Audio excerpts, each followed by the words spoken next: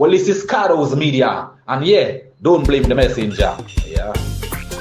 Yo, you don't know, this is Trilogy, straight out of Dominica, and you're tuned in to Cardo's Media. Don't blame the messenger. Boom!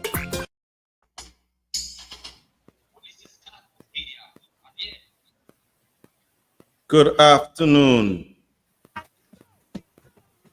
Good afternoon, my people. It's your boy Carlos in the building with young boy Fido on Don't Blame the Messenger. You know how it is already.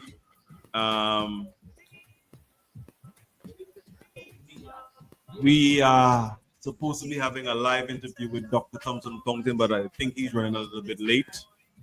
So he should join us in a few once he gets everything together. So, how you guys doing in the media world on Facebook planet, Dominica the planet?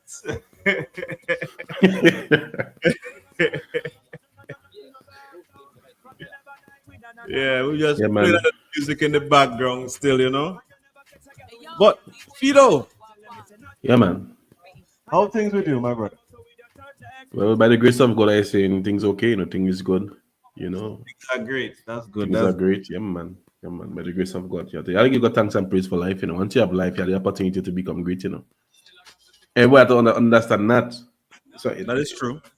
You know, never overlook your opportunity. Never overlook your opportunity at all. Yeah, man. It's a beautiful day in Dominica, you know. beautiful day, you know, booking bed for breakfast. That as they would say about cricket, you know, nice sun. You know, it wasn't too humid, it wasn't too hot, it was just nice and cool all through right now at 4 o'clock in the afternoon. It's very good. It's a good day to be in the I can bite Moody and say we have a dry pitch and it's good for bowling. Our pitch is not too dry, it's not too soft, it's right, it's just right. Just right, you know. You know, just right for the bowling, you know. Don't say booking bed for breakfast, man. Yeah, man, you know, but again, how did they going on for you now? How did they going on for you? It's pretty good, man. Don't want to complain, you know. If I complain, who gonna listen to my complaints? But you have to just do what you have to do. You have to do what you have to do. Yeah. Just taking it easy one day at a time, you know. Yeah, man. But you know, something that came up in the week here for me, something that came up in the week was the incident that took place at the Kempinski resort. With the patron who went up and kind of made a statement, but then the hotel I found had a very interesting response to his critique or criticism. They came and they gave him a letter, a bottle of rum, and a little gift, like a gift basket kind of thing, which I found it rather interesting in the sense that it was a quick response to, you know, how they changed his negative narrative into a positive narrative. Yeah. And he being on social media posting his narrative, it also shows that the people do listen to your criticism and they do listen to your critique, and they are willing to take the steps in order to make you feel comfortable and at home at their facility. So I applaud the Intercontinental Spa and Resort, or Resort and Spa in Dominica, for their quick response and reaction to negative. You know, I felt that they didn't waste no time to remedy the issue. You get what I mean? Yeah. They didn't waste no time to remedy that issue. That was good on their part, because that shows the level of customer service they operating with. Yeah, man. That was very good. That's very smart thinking. Yeah, man. Definitely. whoever is their PR or HR or whatever department that is, good job. Good job, man. Kudos to them, because trust and believe you me, it could have gone Yeah. differently. It could have gone ignored. It could have gone unheard, and they heard it and they decided to remedy it. Yeah, So definitely. I applaud them. I applaud them on that, because trust and believe you me, we need things like that in order to grow our economy, yeah. grow, because we trying to push tourism as one of our markets for bringing in increased economy, to increase our economy, and we have to be able to be marketable. You know, we have Yeah, to be man. able to be marketable. So kudos to them. Good afternoon to the individuals who are just joining us right now on Cardo's Media. We were supposed to be having a 4 o'clock interview with Dr. Fountain, but apparently his schedule got changed or something. But he's let me see his response real quick.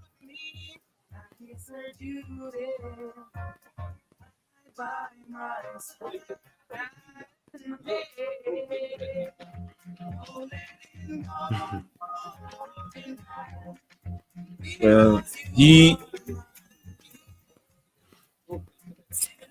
sent he sends us his apologies. He apparently has the flu, and we are going to have to reschedule with Dr. Fountain on the live interview this afternoon. All right. Yeah. All right. All right. All right. Let me say thanks for the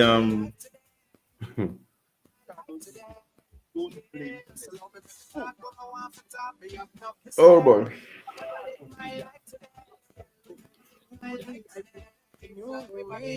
So,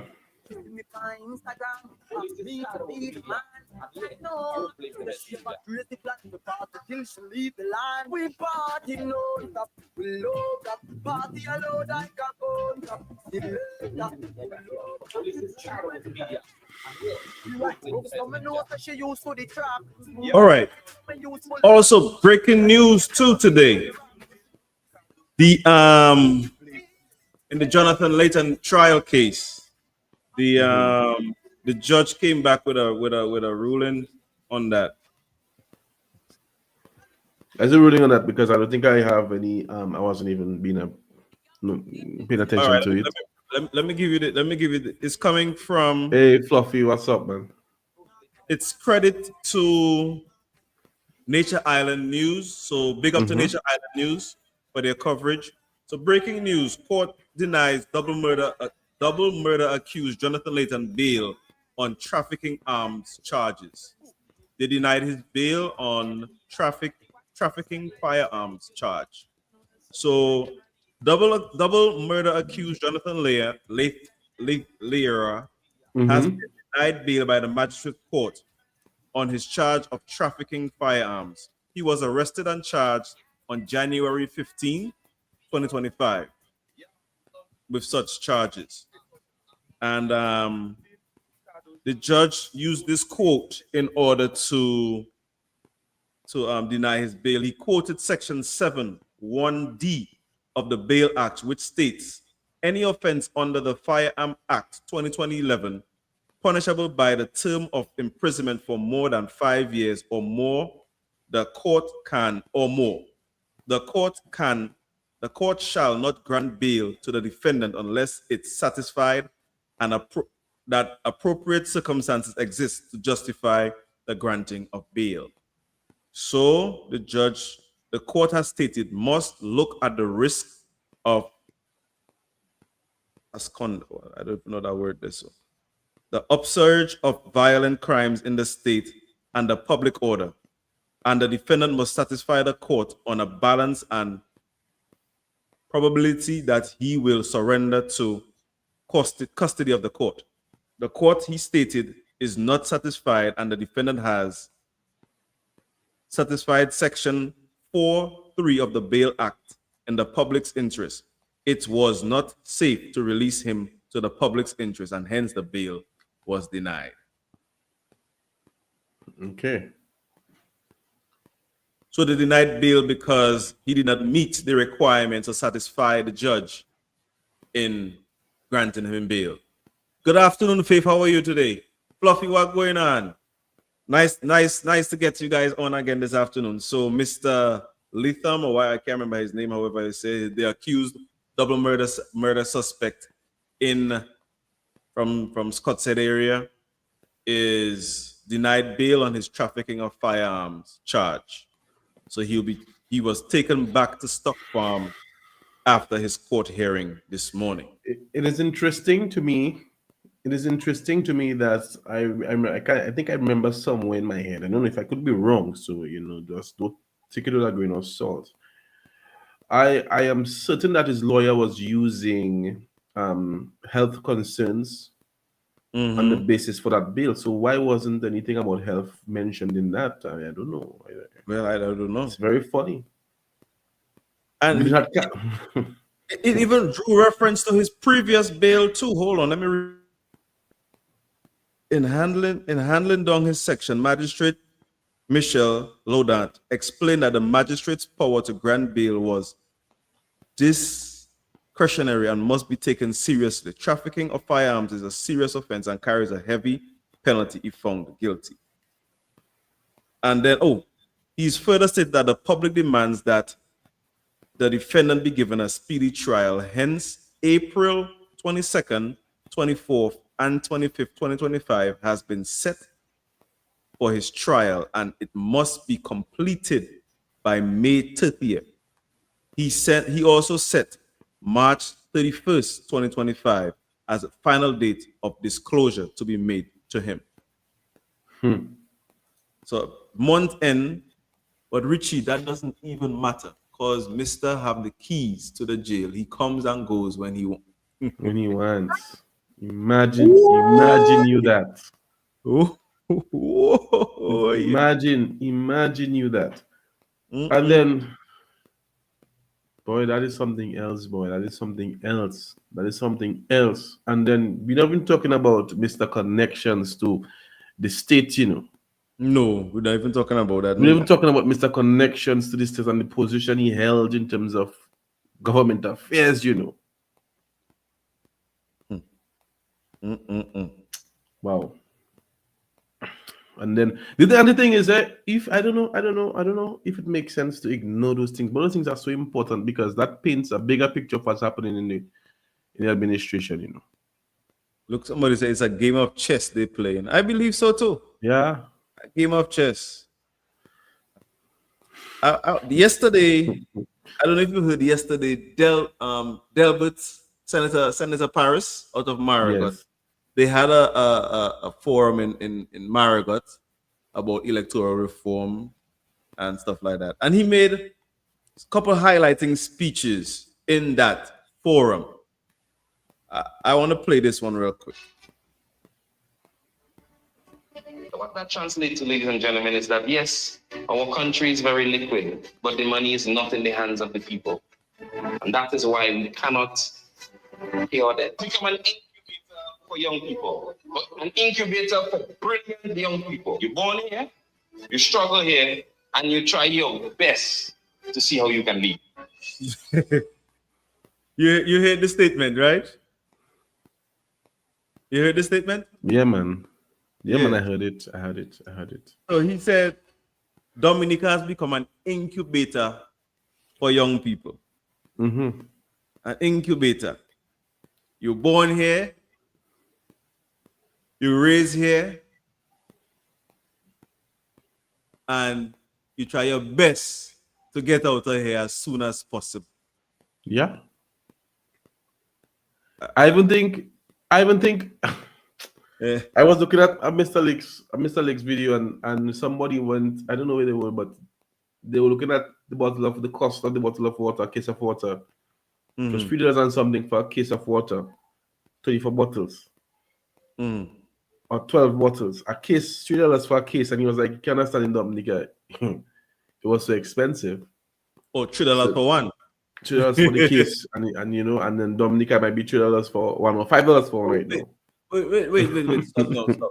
$3 a case in America. He was somewhere. I don't know where he was. I can't tell you where he is. I not gonna I can't. But go ahead. that one day I don't gonna think with that one day. So I agree with that. Let me say why. Let me say why. No, in Dominica we have spring water. Spring water. In the US, we have a lot of distilled water. Okay. Now in the US, we also have spring water, which doesn't sell for $3 a case. If you follow, go ahead, and I'll talk to you. Go ahead. No, I'm telling you. Go ahead, and I'll talk to you because while you're making that that statement, which may be true, but what we have there so is not distilled water tuna. You know, the same distilled water we sell into. No. Tell me which one. Tell me which one is that. Tell me which one is not distilled water. I gonna clarify your statement here now. Go ahead. Clear your statement for you. Go ahead. You might have distilled water, but it's coming from a spring and then it's distilled. In America, they're using the tap water and distill it and give you. So there's a difference in.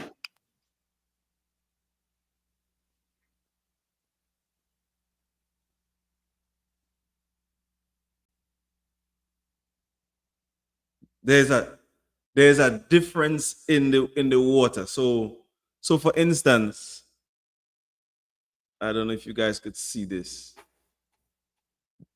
This is spring water. It doesn't sell the same price as the distilled water. So that's the difference in the pricing.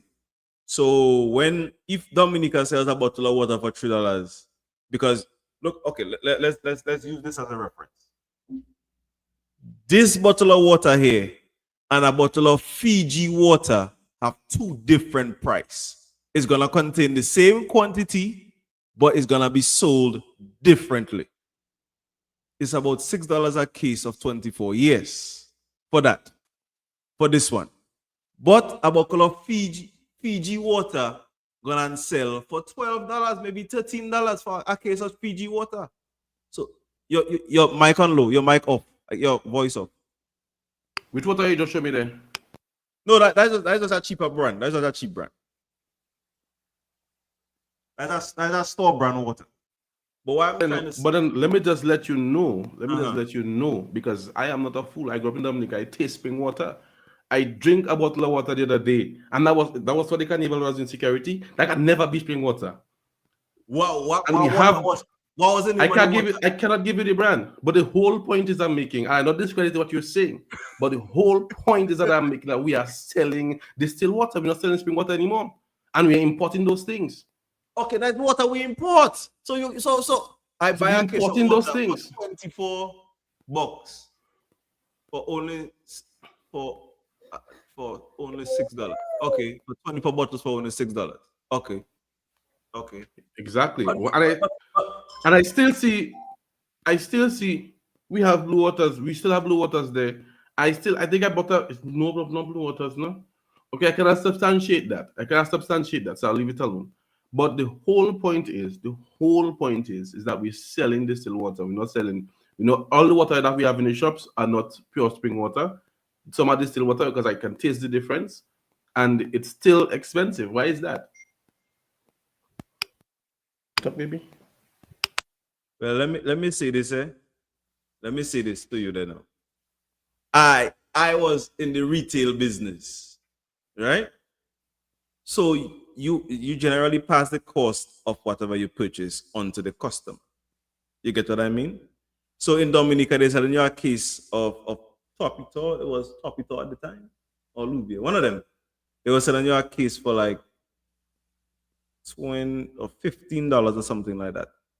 If I'm not mistaken. I can't remember right off my head right now. And you have 24 cases. You can't go back and sell it for $1. You have to sell it for like $2, $3, and that was the ongoing price. But the price was where you was making maybe barely making $4 or $5 a profit. You get what I'm saying? So you have to you have to then sell maybe 20 cases in order to be able to buy, 20 cartoons in order to be able to substantiate you buying another 2 or 5 cases. You get what I mean? So the cost, I am not saying the cost is passed on to the consumer. And in everything, the cost is passed on to the consumer. Because they might buy plantain now. Let's just use this for example. We selling plantain 50 cents a pound, right? How much is selling a bag of chips? How much is selling a bag of chips? How much is selling a bag of chips? Maybe $2.50, maybe $3, maybe $8, maybe also $8 as well. And the bag of chips doesn't even weigh a pound. You get what I'm saying? So at the end of the day, they charge you for the processing of the water for everything. So that is what the charges come up. But I understand that. But my problem here now lies with why it is in Dominica, right?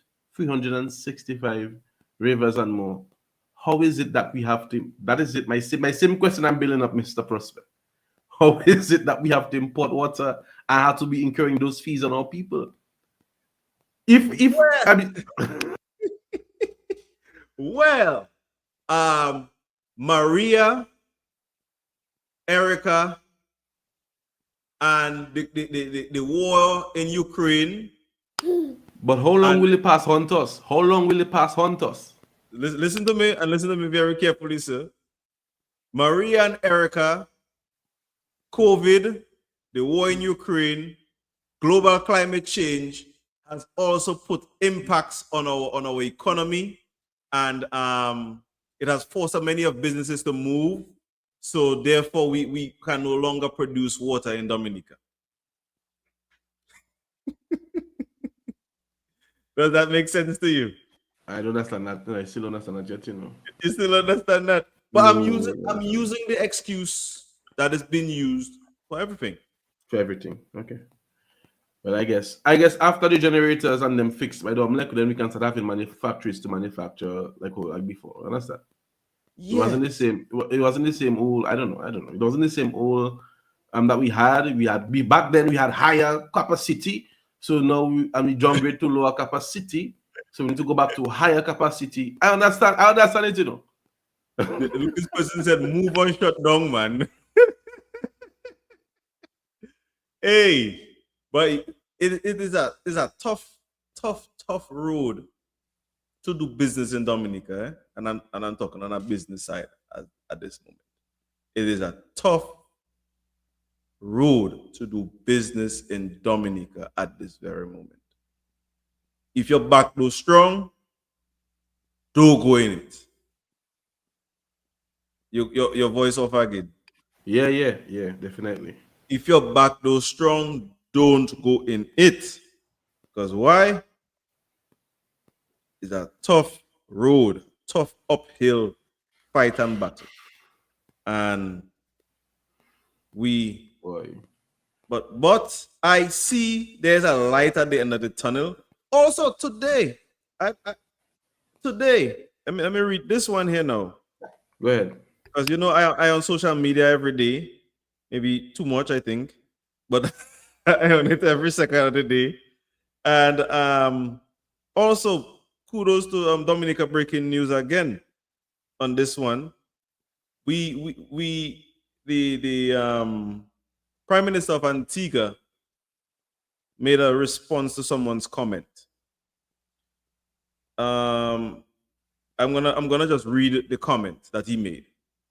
Perhaps you missed that part. The poor is in quotations. So okay, we continue to expand our economy rapidly. Our economy increased in value from 3.8 billion in 2014 to approximately 6 billion today.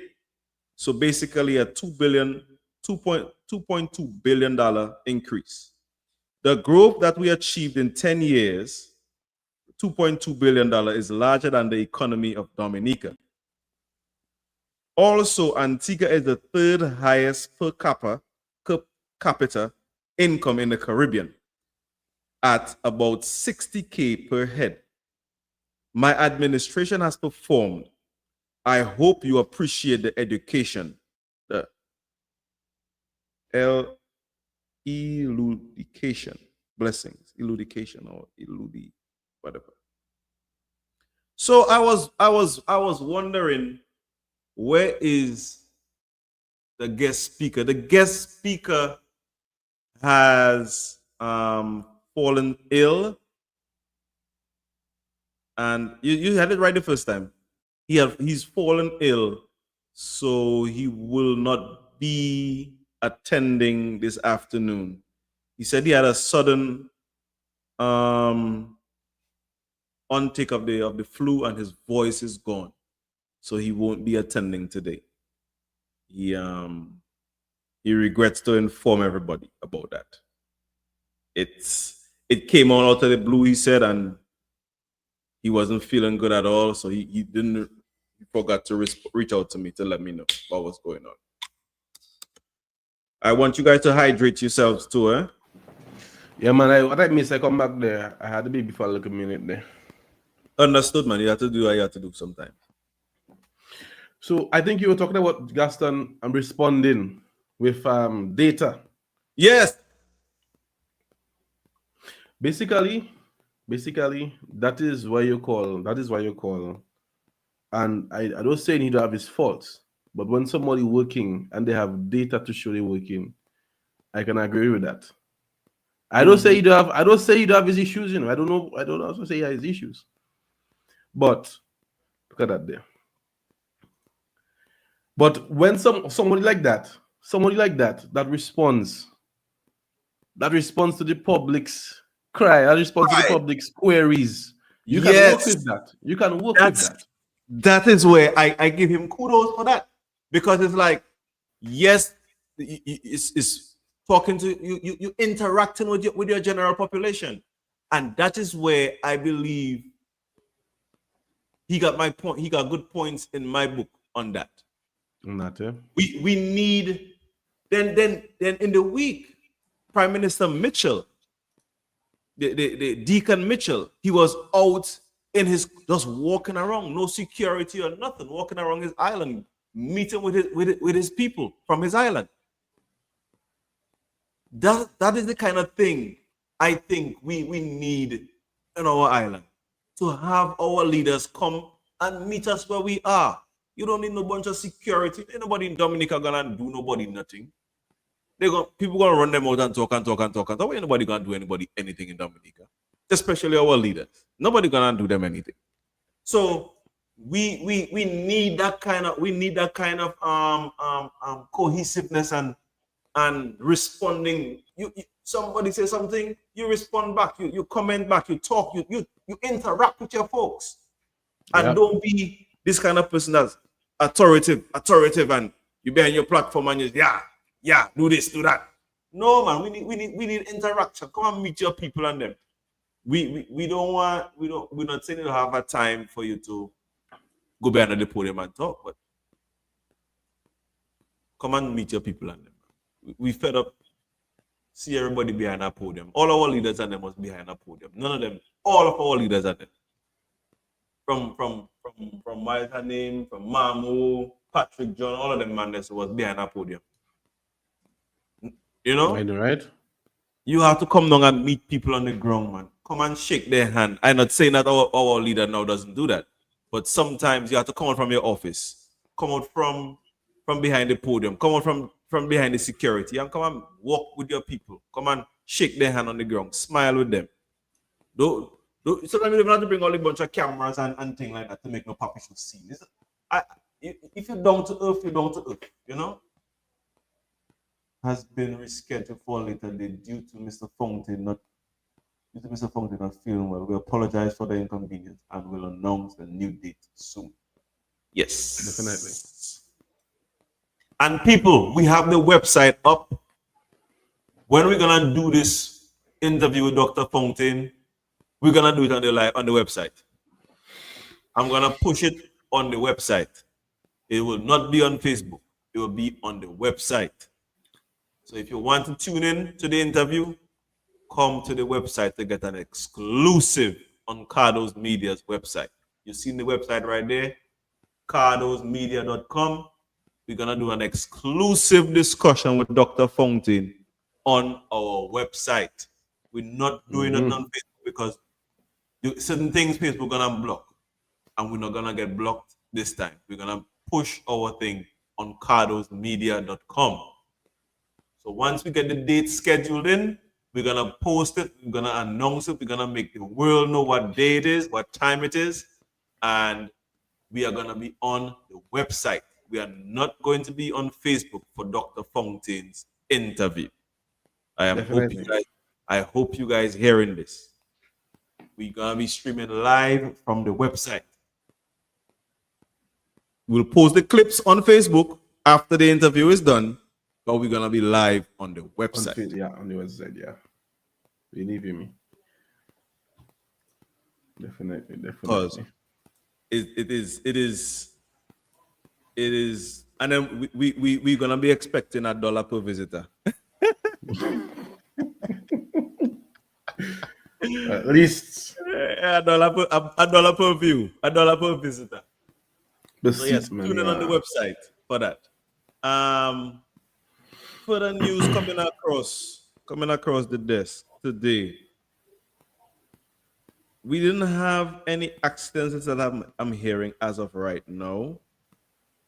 No accidents today. That's a good. I big up to the Dominican drivers for not getting to no accidents today. So somebody made a statement that all Caribbean leaders all Caribbean leaders who say they are standing against Trump and are giving up their visas were to do things. Where do you think they stand? Their children to be educated at the finest universities in the U.S. while their subjects suffer at home. Where do they go for vacations? And where do many of them purchase homes abroad? Is it in the U.S.? These leaders are a bunch of hypocrites. Okay. That's another perspective again. We have to look at closely. Yeah. Because in our case, I cannot speak about other people's case. In our case, our Prime Minister's children are not Dominica. They know what was born in Dominican, so I don't think they have Dominican citizenship. I don't know if they will apply for it later. So if in any case, I don't know if it will be revoked. I don't know what will happen because Trump is a very serious man. But in that case, so let's say they stand, I don't know what they will do, but they stand in against just for situations. But our Prime Minister has yet to issue a speech on that said subject. Exactly. So let's just assume that he's gonna side with everybody else to show a united stance against whatever is happening. And then we are on the sharp end of whatever is to happen. Then would you think his children, because you're talking from the perspective of the comment, would you think his children would be inclusive of the struggles we'll be going through? No, they would not. So then it gives you must ask the question now. So we're gonna suffer. So we're gonna suffer now. So are we agreeing to suffer? And put our children through another difficult hardship or so, because something that's not fully affecting the leader. And also too, we're gonna suffer a lot more due to the fact that a lot of us are dependent on stuff coming from the US. That is the whole point. A lot of us are gonna suffer a lot more because we are dependent on a lot of family members sending us supplies from the US. Yeah. Is that a stance that the entire country is gonna want to take and say, well, yeah, we siding with the Prime Minister on that, And I'm telling you, that's something else, boy. But there's an issue in the midst that we have to address, and we have to try to fix that issue very quickly. We can't be that's the next thing. We can't be so dependent on imports that if something like that, the outside will cutting us off from them, then we're gonna suffer and just die, drop down and dead. Well, I don't know. I don't think we're gonna drop down and dead, but No, I mean, it will be suffering, a lot of sufferation, as yes, a lot of separation gonna take place. the sufferation, how on businesses, how businesses get the new stocks if they get in stocks from America? How would businesses function effectively? Then do we have to, okay, I don't know, Well, no, we're not to import. acclimatize to China, Yeah, yeah, Russia products, and more so Middle East, Saudi yeah. Arabia, more so. It comes with a lot of things you have to check out, because while we thinking, yes, we're gonna stand against whatever is happening, and then there's consequences of it, we have to think about the other consequences. What if the Caribbean taking a stance, rejecting that offer also, meaning cutting off from America, and then America say, everybody that is allies with us, cut off your ties with these Caribbean people. You have to look at it on a holistic level. That, to me, that is like something boiling up to happen. To me, I'm actually feeling like something is boiling up to happen. All right.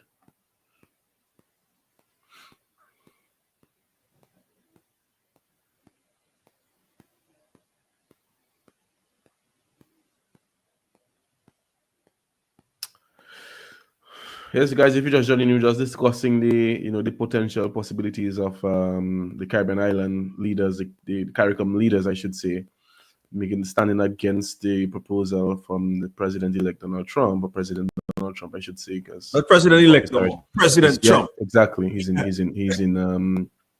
office already. So then we're looking at how that thing going to affect everybody. Now, we can say, we just rejecting his offer or whatever, but then what if us rejecting that offer is also his allies, whoever they are, rejecting trades and all those things as well too? And I believe it's more of alpha male kind of move, so to speak. I was just thinking about it. As today, this morning. It looks to me like it's an alpha male move to show China where he has his strength. Yeah. That's another dangerous thing too, because imagine that's another dangerous thing too, going through. I believe if Elon Musk siding with being Trump right hand, I should say. But that Trump could be and Elon Musk, right hand or left hand, whichever I need. I would say Elon Musk can jump right hand. I would say it. I wouldn't say that. I would say it. Then how is it, boy? I just have some theory onto this conspiracy theory and to put them out, because put it out there, man. We can discuss it, man. Put it out there, I just want, because I'm looking at the boy very closely, Elon Musk. I look at him very closely. He's the richest man on earth. He has a lot of power, a lot of influence. He has a lot of tech stuff going on there. He's the richest man on the earth.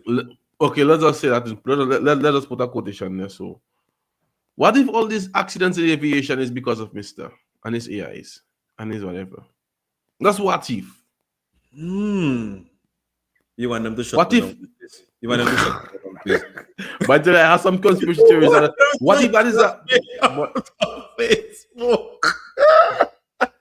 I'm telling you. This man telling them to put me up on Facebook, people.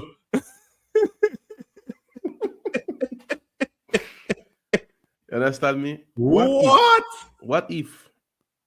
I frightened. That one they frightened me. But I'm telling you, bro. I just pass. I don't give it. Yeah.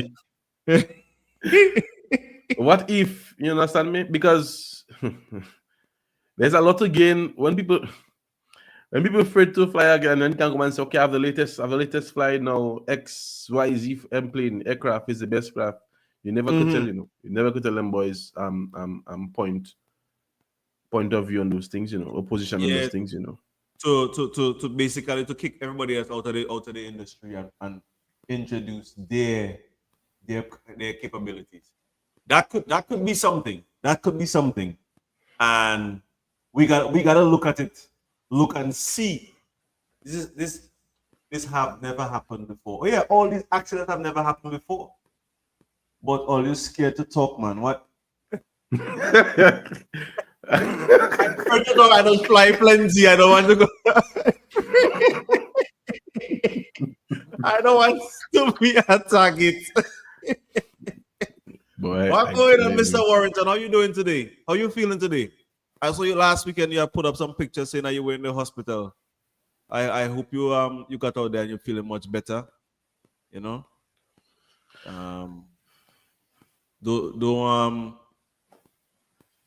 One life to live, Father. All right. I know it's one life to live, man, but you know, we have to think about the others we leaving behind, you know? Oh my goodness.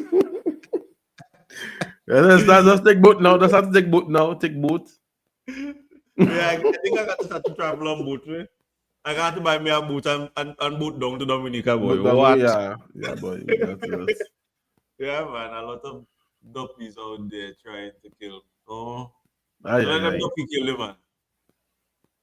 But they can't succeed. Don't make them kill you, man. No? Keep your head on the swivel. Keep your head on the swivel. Yeah, man. You have plenty boats. Okay. Hey, I will want a boat that's to buy Yeah, because man. trust and believe you me. I afraid plane. I afraid the plane for sure. Every day, yo, it's almost like Dominica. We living in Yeah. there. It's Yeah, almost brother, like there. it's almost like Dominica. Good afternoon. Hey, what's up, man? I quiet. How you doing? Long time. Long time you don't come on our live. What happened to you today? No, usually Wednesday is really my day. I free up, you know? Oh, Yeah. So the other times it'll be difficult for me to come on because I come home late sometimes. Sometimes when I come home, I just finish all of that. But yeah. You know. I was still follow it, you know? Well, thanks for the follow. So Yeah, man. people, we have Mr. Roland with us tonight. I haven't been seeing you making any updates on the airport as it progress. It's not like I don't really want to do it. It's just that lately I never really had the time to really go down there and really check out what's happening. Because we up and about. But hopefully in the week they're coming there. But I paying attention, you know. Okay. I paying attention. Not like I don't pay attention. Just that I don't make no video lately, but I paying attention. Let me ask you a question. This is Mm. pertaining directly with this whole project. And as a parent in the community of Wesley, Yeah. is your son going to that school at the government school? No, he goes to Temple SDA. Is the Temple SDA school being affected by the dust? No. Okay. No. I don't know because it's in a different location. When it comes on, for them to get affected, the wind would have to change direction. And usually we get northeast trade wind, so I don't see it happening. Okay. And so then no, as a leader in the community of Wesley, Uh-huh. do you think that other leaders need to lend their voice in the cry for our children to save them from this peril that is taking place in Wesley with the dust at the school? Well, it's not if I think so.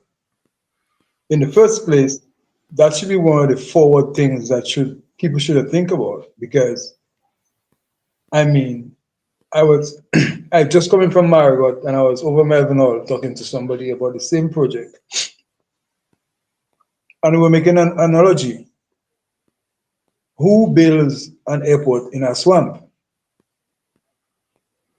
Now, the original spot they took for the airport would be the better idea because, yes, the dust would do the same thing to our cultivation, but the people would not be affected as much. And my thing is, we're not going to see the effects just yet, but we will start to see it in about 5 years. So that'll make it, you see, by around 2028 going down there, we'll start to see it.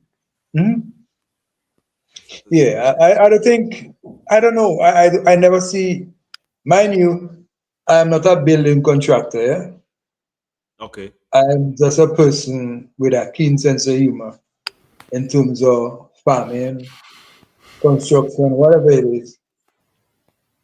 A keen sense of humor or a keen sense? Well, whatever you want to call it. But my point is, I have never seen, I mean, it's the same, it's a matter of scale. If somebody come and do a house for you, then you're gonna have a preliminary test of the area to make sure septic tank can go there or not, those kind of things. And all I seen, honest to you, all I seen down there is trial and error. They try something, they fail at it, they react to it. That's all I see going on down there. Look, I understand the last time the big man come down, what his name? Anthony Hayden. There was a lot of quarreling and noise going on by the Chinese place over there because he's saying that money is just going down the drain. And it's for real. I mean, come on. Richie, I don't want people to get a wrong idea about me. But we have to be really real, right? Yes. I don't see Dominica in a position to take on what they're making down there. In terms of money. You understand me? I mean, we can put the ego aside as to who built the first international airport. But why would you want to do? Why would you want to do something to jeopardize your young people? I mean, why? When you could improve Melbourne, you see the irony there? We're building an international airport, but we have an airport. We have an airport in Melbourne or Douglas, Charles, or whatever. You have flights coming in from New York, New Jersey. You have flights coming in from Miami, and now you're talking about Delta Airlines to come in somewhere in October. So you're shooting yourself in the foot. Drex, you see that conversation you're trying to have there, so? Yeah. I was having that conversation with Fido yesterday, I think it was. And we said the same. Yeah. We said, yo, what's the point of building the airport, the international airport, when all you had to do was extend the runway? You would have spent, watch me, that man spending $2 billion they budgeted so far. $2 billion. They passed two, they passed two. But that's what they budget. That's what they came out to the open and said. Okay. They came out and said 1, then they come 1/2, or we can say 2 billion. Let's say they are 2 billion. That is just for construction of the airport. That doesn't include paying me and paying the other people in Wesley that they owing money to right now. That doesn't include that. Why spend all these monies? And all you had to do was spend maybe $1 billion, extend the runway in Melbourne Hall, put a better structure on the airport side, and have an international airport in Melbourne Hall. I doesn't see the logic.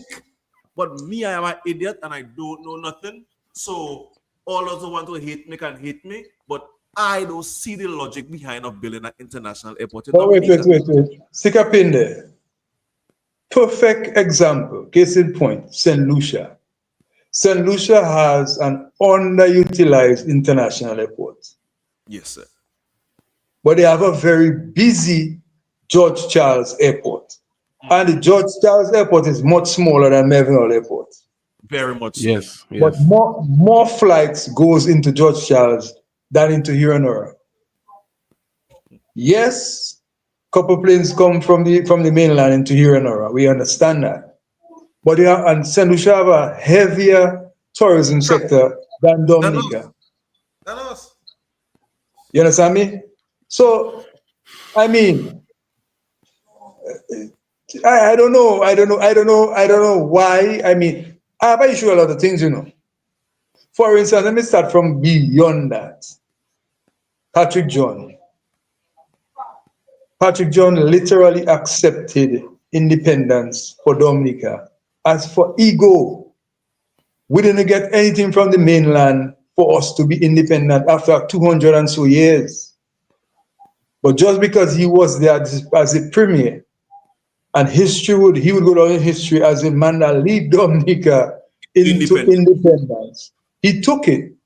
But what will happen? 40 years down the road, where are we? Are we really independent? Still dependent. Right. Still So dependent. here we go again. Here we go again. 40 years down the road, somebody my age is now strangling young people. I mean, I'm talking about me, and I'm talking about people that are like Fido and them and less than Fido and them. Mm-hmm. You check me? Listen to Fido. There are plenty of people in position in Dominica that can never and will never be able to articulate like a young man. It tells you that you have a generation of people out there that are very eloquent, very intelligent, very practical, and they are not. This system is not contributing for their personal development, and it's a fact. You can't run away from that. And that's one of the reasons why you see I put my neck on the line to say the things I say, you know. You know what I mean? To bring all the real vibes, you know, for young people to understand what's really happening. But for what are going on down there, I just tell the man in Melbourne Hall, them people can account for Dominica money, so they're washing it. Yeah. Oh my goodness.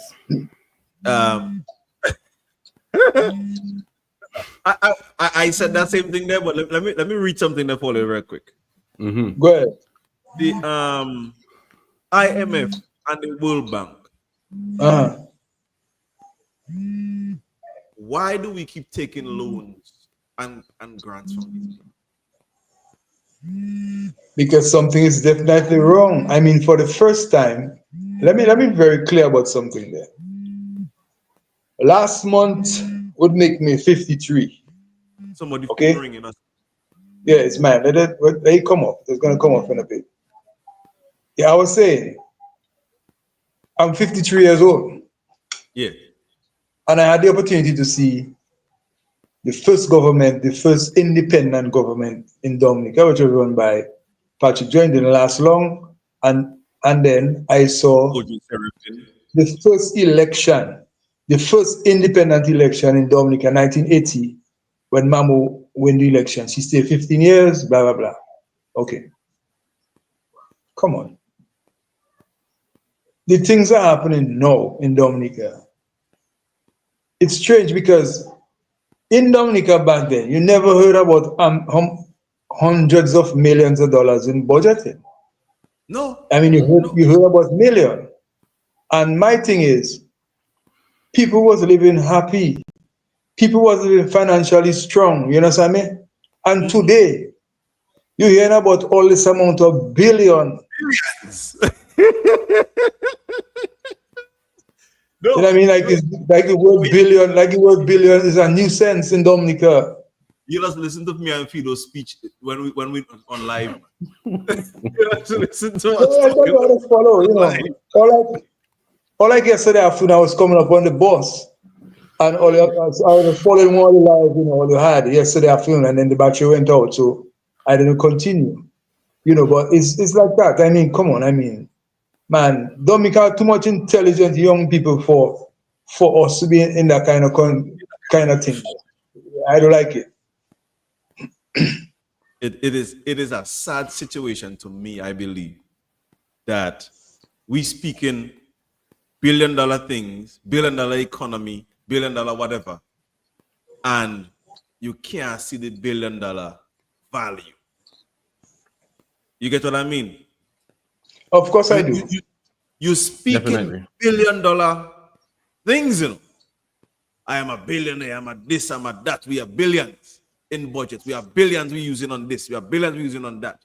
But the billions not touching the little man.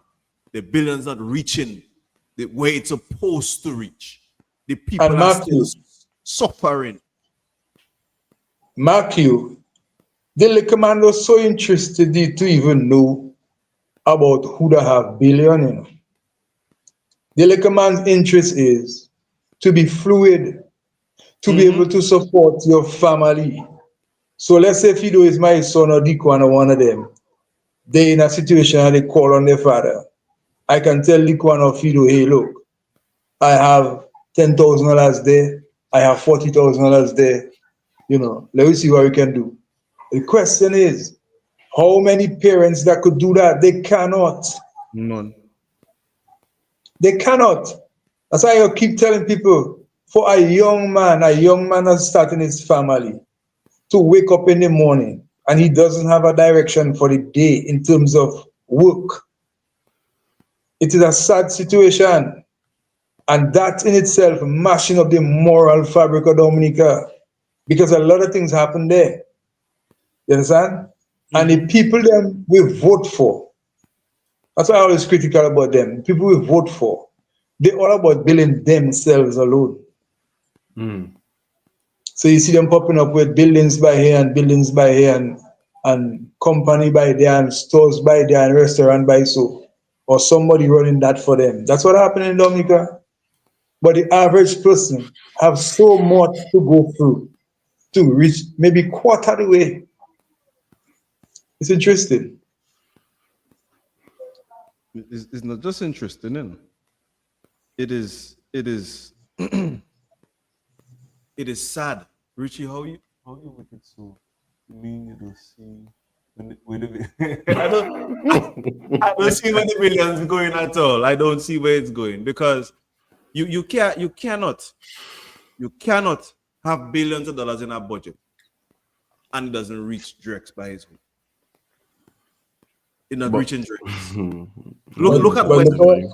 Look at Wesley, for instance. Wesley don't have a population no more. The populace of Wesley has gone. I remember when I had the tire shop in Wesley, Drex. People was in Wesley. They had people in Wesley. Soon as Maria passed and 20 or so thousand people left Dominica, none of them do pass back. That's almost 8 years ago. I was one of them that leave. Let me show you something, and I think a lot of Dominicans doesn't pay attention to the past. It was under this present administration, somewhere about 2011, 12, when these people sign on to a document or agree to a documentation in terms of foreclosures on loans. You understand? Where they was agreeing with the ECCB that if Fido or Richie had an issue, I mean, you have more intricate detail to it, but we just broadsiding it. That if either Fido, Richie, or Clint was on a loan and the bank having a difficulty in getting their finance for the loan, that they should step in and seize the property and put it up for sale. Now, when a government can stoop so low on its own people, I mean, where we're going, are you not the person to put things in place for Fido, Clint, or Richie to be able to perform so they can pay up on their loan? Instead, you happily, as a government, you're willing. And some of them so idiotic, they still going on platform and clap and talk about Huda Kule Bakery and those kind of things. Just start to see where those people end up in the future, But anyway, you see, so they happily or they willingly would go ahead to do that, to demonize their own people. And guess what? You're thinking if foreigners are going to buy those land there? As long as the land's suitable to them is the one they're going to take it out. They take it. Yeah? They're the one they're going to take it. But also, Clint, they should be able to create subsidies for the people and them to be able to keep the land and keep working the land. So if you're a farmer and you can't meet your payments on the loan, let me say, okay, well, farmer, you owe $10,000 there, so I will pay the $10,000 for you. No, you pay a 1% interest on this loan. You pay, but they doesn't think that way. So you encourage the farmer to keep on his work so that now he can then generate money to pay and to keep the country and the economy going, because it's when people work that keeps the economy growing and boosting. But when you take the land from the man, he gonna sit down by his home. How your economy gonna grow? Wow. He can't go. He now becomes a drain on the economy, a strain on the economy, because now you might have to take He might come in the red clinic every week and say, I want $100. I want a this, I want a that.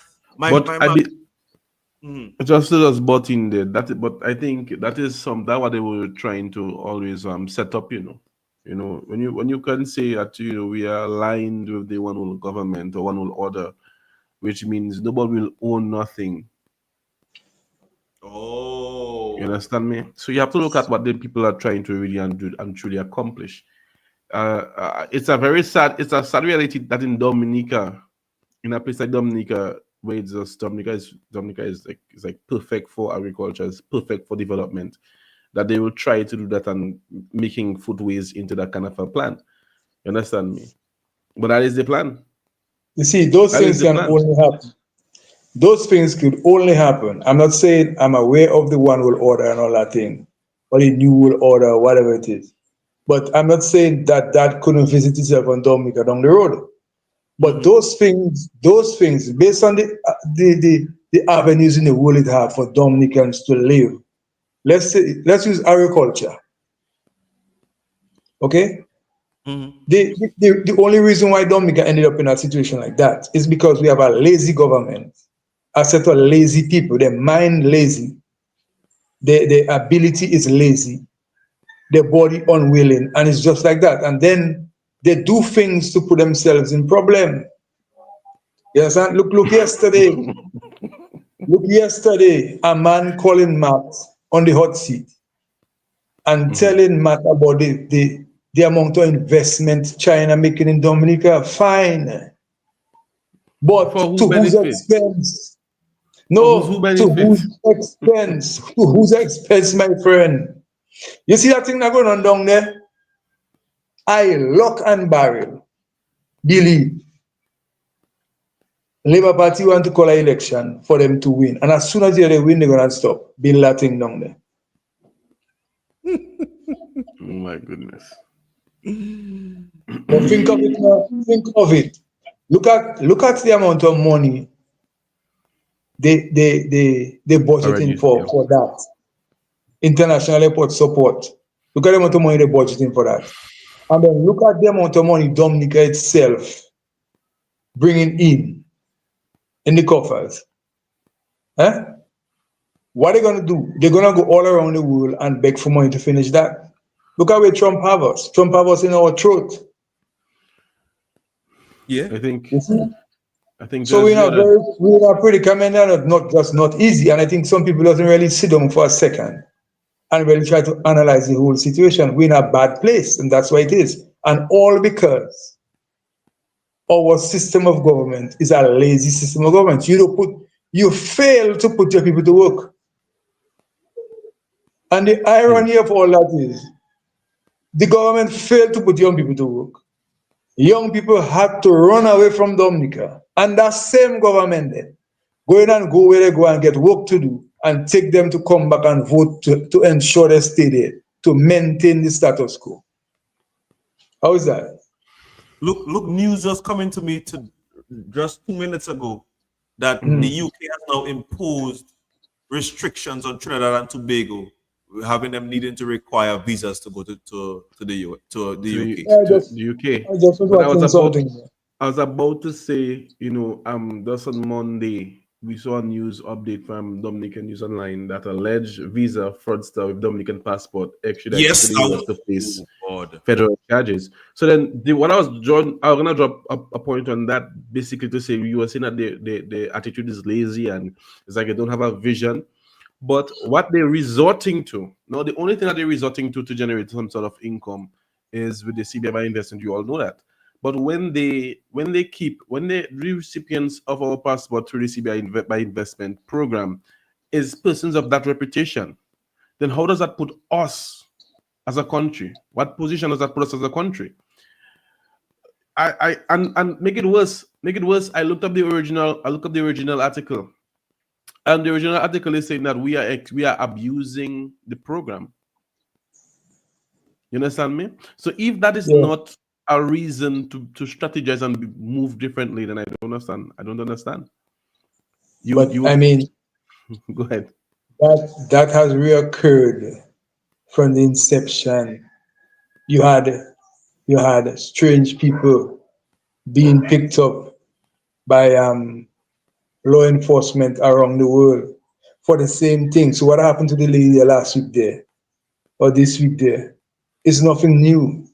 And every time they pick up somebody, you have somebody coming and talking some sort of nonsense, absolute nonsense. You understand? Yeah. So, I also know, but that is a bad that's a bad look for us, you know. I just is a idea I have. It's not a solid thing. I don't have no proof. But we have some buildings that the government has funded, some apartment complex buildings erected across the island, and they are not occupied by local citizens. One of the things I had in just thinking about it is it that when persons of questionable reputation acquire our passports, are they housed in those places? Because to me it looks like a whole operation right now, you know. well, I don't really have any information on that. What I can say about those buildings, you know, for heaven's sakes, look at Dominica. Everything they're trying to squeeze it into Roseau. Everything into Roseau. Look at the amount of buildings those people that spend money and build. Man, we live in Dominica, we go in Antigua. We living in apartments all over the place. Okay? For me, I really was thinking that those people what they could have done, they could have started a new city. Instead of having those buildings, some in Castle Bruce, some in wherever, put all of them in one location. In one location. Instead of a city. Because at the end of the day, what if people live in Roseau and live in Roseau because they're working in Roseau? That is one of the ways they could have, but you see, they doesn't think forward. They only thinking about, let me build a house in Wesley, an apartment in Wesley, and then who that living is going to vote for me. That kind of a thing there. Yeah. It will make a lot more sense if those people had developed an area. Let's use an area, Point Round. Point Round is a place where it's almost flat. Mm-hmm. If they had put all those buildings in Point Round, or let's use another location where they say they build an international airport. If they had used their common sense and developed the area with what they put on already, that would make a lot of different sense to them in terms of development. Because watch, they're going to put an international airport, they claim, and down the stretch, all you're going to have is an international airport. And sooner or later, you're going to have foreigners coming to build around the area. Because we all know the way they're going for land there, and the Chinese telling the local people it's their land. Mm-hmm. They cannot run away from that. The Chinese telling us in Wesley, the land is theirs. Mm-hmm. You see? So you end up in a situation where, here we go again. It doesn't the government cannot create, as well as the people of Dominica cannot create anything. So eventually you're gonna have people in a country and be just there. And some people can't understand that. They just can't understand that. So I was going back to the point where this man there call and talk about what China doing in Dominica and what America never do and so on. So my question to that man will be very simple. Mm-hmm. He sounds like somebody who is either in Canada, Britain, or in the States. What are you doing there? Why don't you go Venezuela and live? Why don't you go China and live? Why you want to live in strong capitalism and you want to impress socialist state on us? And then you come in on the radio and think you smart. Because you see, some people have it in them that because I live in big city, I'm more intelligent and feel, no, you're not. Because as far as I can see, it's only rubbish you can talk. You cannot. Our government had the right to negotiate with any other government for assistance, fine. Mm-hmm. But you cannot you cannot negotiate to the peril of the people. You cannot do that. I know.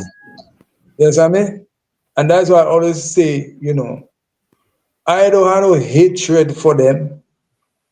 The Bible tells you don't hate nobody or don't have malice against people. But I don't like them. I don't like their practice. No, I don't like their practice. Trust me. And why you saying this make a lot of sense, Welcome back. Why you saying it make a lot of sense, Yeah, man. So Yes, now Trump telling them it's either me or Cuba and China. So some of those people they may be that benefiting something from the administration. They coming out at the defense of the administration. By the end of the day, who you defending? You defending people in government, not Dominicans. Because when I, Clint Roll, decide to go to the States, and immigration pull me over and tell me, hey, we're going to confiscate, you can't come. When anybody else go for a visa in Barbados, they deny you. You have family in the States, you want to go see your family, stuff like that. Maybe you need to go and do a medical, and they will deny you, they will give a shit about you. You understand? No. They have the diplomatic passport, they can go when they're ready. Okay? So when you look at it, we in problem. I guess we love our politicians more than ourselves. Wow. That is Wow. That have weights there, boy. Hey, that one is a strong point there, Andrex. That's a strong point. We love them more than we love ourselves. And that is across the border, Fido. Because I'm telling you, yes, I support EWP. Tomorrow I could support another party. The reason why I'm telling you that is because I am not going to be a slave to any party. That is the truth. No, I'm not. If I vote for EWP and they get in there and they have that masquerade going on, you hear why talking against Labour now? You hear me? No, it's fair. I mean, Dominicans find themselves with a syndrome, a party syndrome, and then you see you failing and you dare still trying to milk the cow. The cow don't have no more milk inside of it. Leave it. The same thing I'll do for EWP when they come with the nonsense. No, I'm not in that. Well, let me tell you, I cannot say this to you, Drex. Welcome to the Dominicanite Party. You are an official member of the Dominicanite Party. We are party members are people fighting for positive direction of Dominica. Be it whatever party you support, you supporting the positive direction of Dominica. That's what it's supposed to be. That is the main objective of a Dominicanite. I am no longer a labor right, a workers right, a UPP right, a team unity right. I am a Dominicanite. I fighting for Dominica. Definitely. Whoever in power, I fighting for the best interests of Dominica. So people that want to label you as a labor right or a workers or a this or a that, don't label nobody. We fighting for Dominica's interests. So today, I talking against workers tomorrow, or labor I talk about against workers. Whichever party in there and they messing around, I point out the flaws. I don't support. Okay, for instance, the other day I posted the thing where the white man was talking about Kapinski being empty. Oh yeah, follow that. People on my back. Oh, why are you posting that? Yet today, the white man come up and he posted that they gave him this and they gave him that. I posted it as well. None of them do in my comment box though. None of them do make a comment under the post and say nothing this time. Because they don't understand the logic. My logic basically is I post the negative, the positive, the whatever. Because why? I want people to see and realize that I'm a balanced individual. I don't just post negativity or positivity. I'm not just talking about one set. I'm talking about all set. I want the better for my country. It's country first, you know. Of course. Yeah. Country first. I also think Dominicans need to open up themselves and listen and try to retain. Don't forget. How long Maria passed? 2017? Mm-hmm. So like almost 8 years. I still remember. Here our Prime Minister was in Antigua, he break down and crying on national TV. And then he go up to the UN to look for assistance. And he start to cry. You understand? And what did the Yep. people ask him? What did they ask him in 2017? What did he do with the money for Erica? Because he wanted them to give him more money. He claiming to put in the hands of Dominicans to work to build to redevelop Dominica. That is how you see agencies like Israel Aid, IOM, Red Cross, Samaritan Purse, just to name them. They that come back Dominica and help people build a house. And then and World Bank. I'm not saying that the government will build 1 or 2 houses. But if Dominica had 100 houses to build, about 87 of them were built by foreign aid agencies. And they all over the place trying to make you believe it's them that build the house, which is not true. It's a big lie. I mean, you can be fair with people. They help you out first time. You didn't do good by their money. You go back for them for a second time. They send the people to build back Dominica. That's what happened. And then you have people in a limbo about their development. It doesn't make sense. People doesn't remember those things there. You have to remember. You have to educate yourself, Dominicans. Listen to the news. See what is making sense to you and not making sense to you. And articulate. You have to go down that road there. Because boy, we're in a bad place, you know. Yeah. Let me. Yeah. I trying to go back in a document I had written before. I noticed it's failed state or something. You know, I wrote a document, and I was stating the amount of monies that was collected from the government of Dominica in right after is Maria or Erica, whichever one. Because you remember after is Maria, that was the last one, right? Maria. Yeah. Right after Maria, he went to the UN and received, I think it's $160 something million, 60 something thousand, 60 something. Some piece of it was grant, and the other piece was a loan. Right?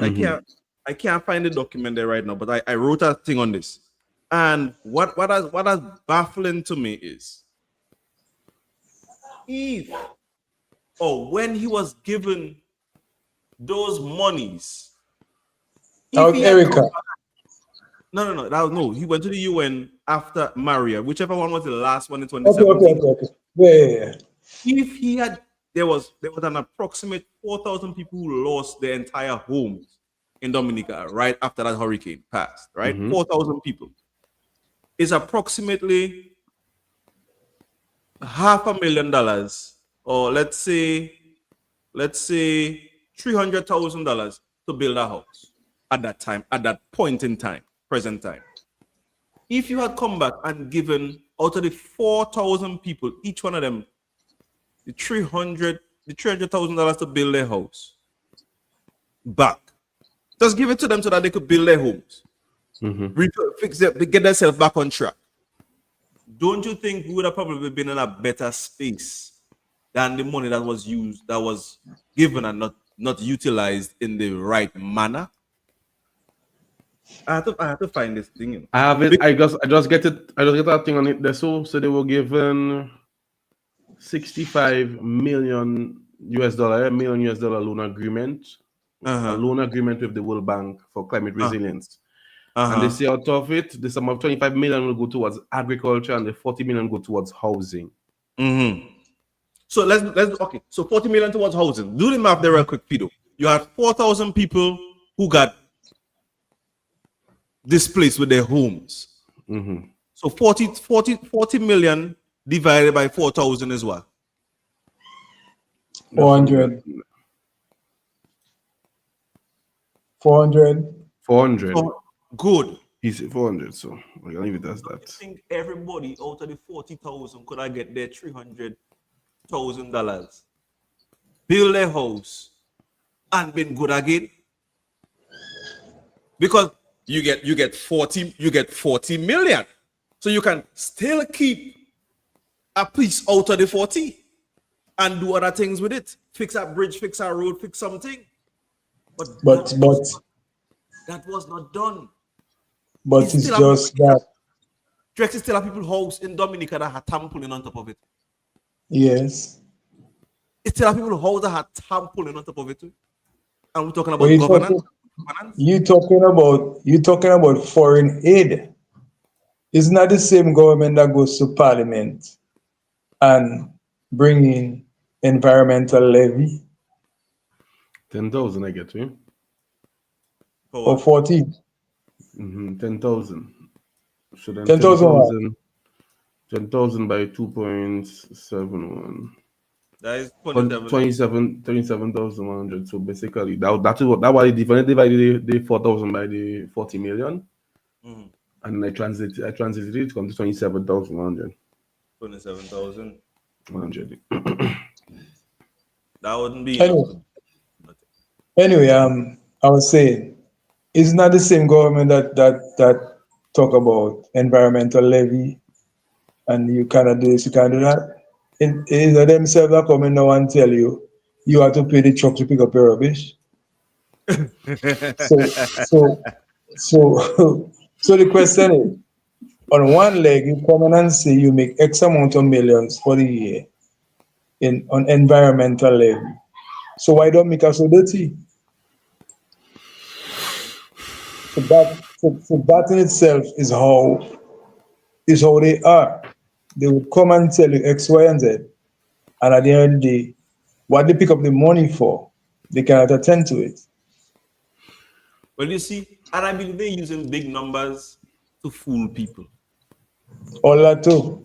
When I say millions, millions, all my mind here is millions, you know. I don't hear nothing else that happening after the millions, you know. All I hear is millions. And my brain gone. And that is where we as a people have lost. So my people, I have to retract my statement. The $40 million couldn't fix 4,000 people home. But it probably could have fixed 1,000 people home. It could have, could have been utilized and strategized to help better in the country. But it could have been done better because you just have a system, a fair system where you can strategize and tend to those that are really and truly, unable to do anything, and then you even would probably go and look for more sources or help. I don't know, but it could have been done differently. But now, Fido, that's only from the UN. We got money from other places. Don't forget that. Yeah. Don't forget, we got money from other places. And like Drex said earlier, one of the reasons why some of these companies came to Dominica and was building their homes because they felt that the money was being mismanaged. But I gotta show you. Especially the World Bank. I gotta show you one scenario. With the World Bank, when they did the first $25 million US, it was a travesty because the people who were agriculture, who were farmers, they didn't get anything sensible. Only to find people who had nothing got the most money. And I can use myself. I have been a planting farmer for a couple of years now. And when Maria passed, Maria mashed up my planting. I had two people living on the estate, a man and his madam. And they used to sell around the house at season pepper, squash, what you call the purple thing there to make juice, sorrel, stuff like that. And they would pick those things. Yeah, the purple one. You pick those things, put them in bag full of box, papaya. When I in avocado season, they'll take avocado by me, or a plantain or a fruit by me, and go down to by church and sell it. Only to find out the system was telling me that person is a commercial farmer and not me that's selling thousands of pounds of plantains. So they paid them. So they paid a man $10,000. They paid his woman $3,000, and up to this day, they didn't pay me anything. So it goes to show, you know. But Just yet, go ahead. just to just clarify what Carlos was saying there. So the World Bank gave 65 million, but the UN gave an emergency $31 million on top of that, and that was way before the before the 65 million. Okay. So in all, the UN gave them how much? 45. An emergency 31 million. An emergency 31 million. The UN gave them an emergency 31 million by December of 2017, and then World Bank gave 65 million on top of that the next year. So that's $100 million. $100 million. How much of it was grant? You can see how much of it was. Because I have the break. I tell you, I had this thing. I can't find it there right now. But I had the grant breakdown. They had the amount they had to pay back. You know, and that is the thing. If I didn't go and look it up online, I would never have found out about it. It's transparency. Those are the things that we lack in. We get all these funds. We get all these monies. How many Dominicans know that we got all those monies? How many of them knew that?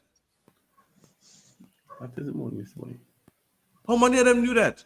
How many of them knew how much money was given from the UN and from the World Bank for Dominica after Maria or after Eric? How many? Oh, Eric, yeah, Maria, whichever one it was. How many of them knew that? 8 out of 10 people know that. I'm sure that's the first time you're hearing about how much money that coming through. Huh? Is it the first time you're hearing the amount of money that came in? No, I know money came in. I saw the amount. I didn't pay attention. What I know is when he went to the UN and he started to cry because he was crying. Yeah, you can go and look for it. Right. So some of the donor agencies was questioning because in his deliberations, what he was really saying is to give him the money to go back to Dominica and develop. But then they were asking him about Erica, which was 2 years before. What did he do with the money? What did he do? Like 2050. It happened in 2050. Right? I want to give you some information here. I want to give you some information here so you can understand it with a better scope. All right. The Caribbean Development Bank gave us 200,000 US. That's a little job. All right. World Bank gave us 65 million. UN gave us 31 million.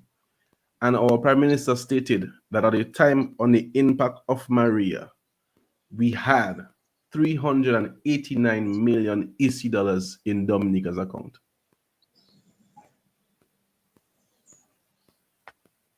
Let me go back to the map.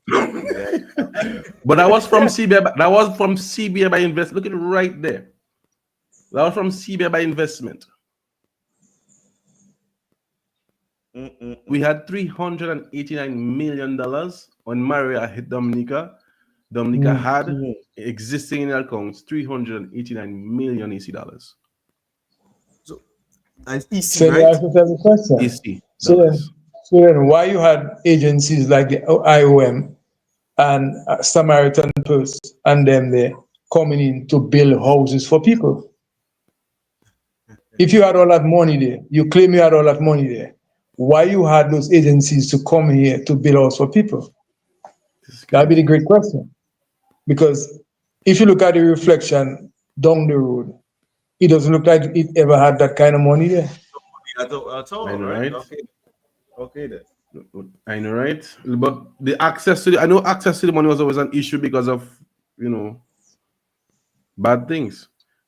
Exceeding to you. No, that happened late. The access to the money happened late. All them time the money was coming in. Can you access show it on the screen? It was asking Peter if you could show it on the screen if possible. Okay. Yeah, just now. Let me just do the calculation so I can have it. So approximately we had 143 million US dollar in our accounts. I can share it just now for you. Plus add the 31 million emergency fund by December. So Maria started on September. By December, we had an additional $31 million added to the fund. And then the next year by May, we had another $65 million added to the fund. So we're actually calculating that. Let me get it for you. Somewhere about $500 million. Yeah. Close to $500 million. We even calculating off. Let me share that screen there for you can see. How many tabs open up? Trying to calculate that. Oh. Yeah. Screen 2. Let's open it up. I don't think they can see. It's far. It is zoom far. Mister, I can zoom in for you guys. They can see, boy. Yeah. 389 million in its account. You can see it's from the Citizen by Investment, right? Yes. And look at that statement, but it was used for recovery efforts post the storm. So we can say we exacerbate or we exhausted 389 billion from September to December, because December we get another 31 million, but that's US dollar, yeah? So you have to calculate that, translate that to That's like 80 million. Exactly. 80 something million. 90 something million dollars. Yeah. 30 million will be 80. So you're talking in the region of $83 million. Easy. And then when you put the 60 something million from the World Bank, that would be another 160. All right. 160. So you're watching over $500 million. Yeah. Goodness. My goodness. Yeah. So in normal parlor, you can say Dominica touched some money. But what did you do with it? Well, that's how it's done. So this way it look at there, the United Nations. I have to go high up to get it. Yeah, high up to get it. So I hope you can see it. Emergency fund by December. 31 million. Yeah. You see? Yeah. It said 3 million was expected to be released later Friday from the UN Central Emergency Resource Fund. So Friday we got 3 million. The Friday, yeah, of course, immediately, because there's a fasting happening there. But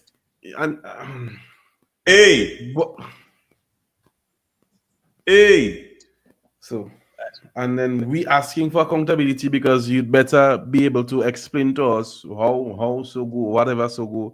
You know, you'd have to go into intricate details, like you buy a pound of sugar there, whatever. They just give us, grocery items. You can categorize it, or hardware items, or homes, or automobiles, reimbursement, or whatever. I don't know.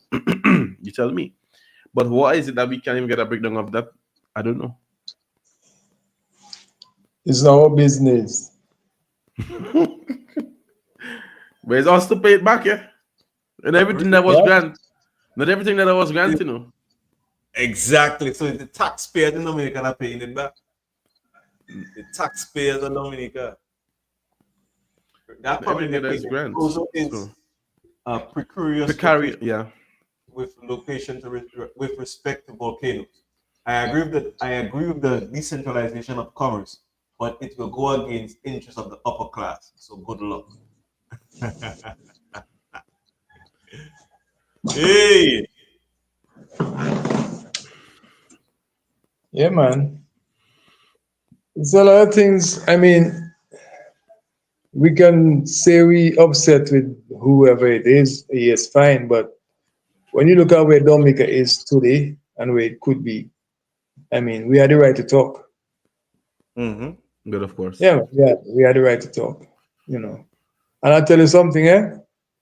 Is a lot of people paying attention, and not even a lot of people. A lot of young people paying attention now to what really happening. The only thing I just tell them is why, when election time, oh, let's go back and put it back there.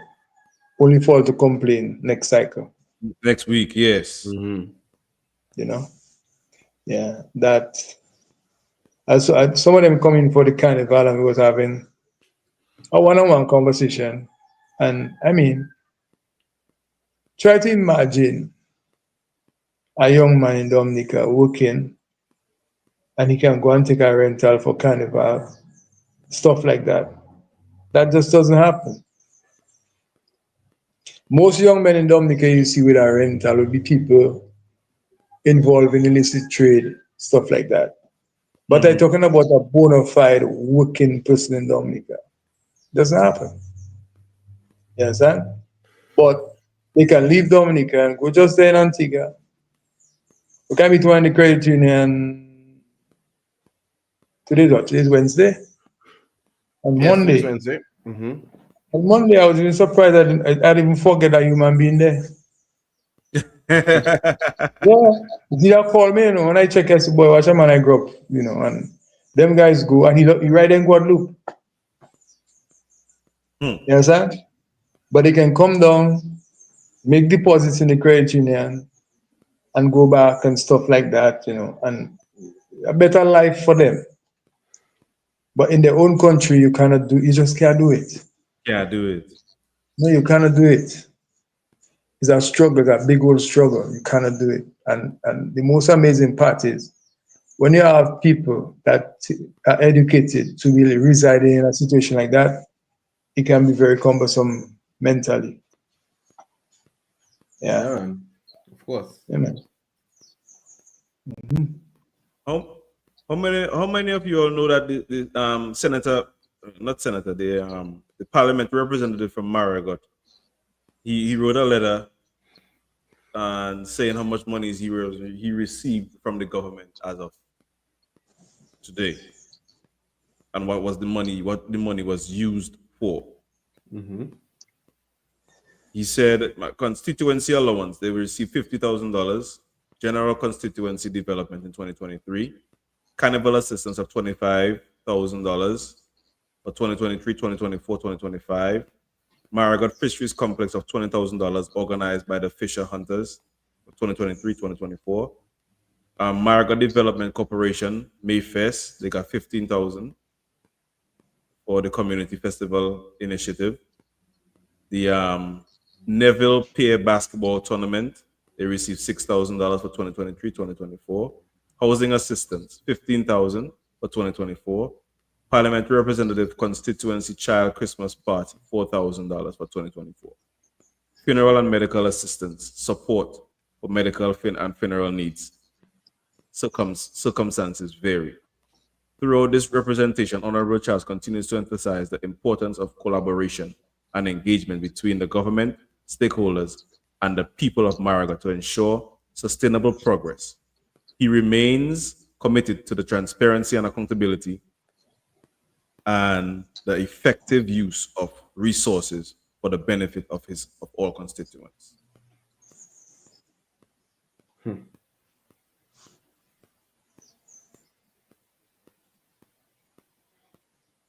Let's say. But that's a very good thing, though. What he's doing, he's able to point out where those things are going. That's a very, very, very good thing. Transparency is very important, And that I have no problem with, because why you're letting the people know where your money is going, or what coming in, what going out, who's being helped, and where's the effectiveness of what is being done. I have nothing else to say on that. The most I can say is good job, Tony. Yeah, man. Just to say. Yeah. Oh, good job. I mean, when you put people to represent you, as small as it is, the person can point out and say, hey, look, X, Y, and Z, ABC, and D. So you know what was where. You know what I'm saying? So, I mean, good job.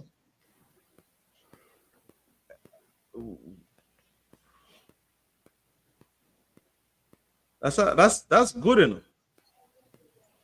Yeah. I mean, Other parliamentarians doing the same. nope. That's the thing. That is what we need for transparency for the people. Is for everybody to do the same, and not just one set. But I wonder again now, what is the agenda behind him making that disclosure? Well, I mean, should I talk as a politician this time? Yeah, talk as a politician. talk as a politician.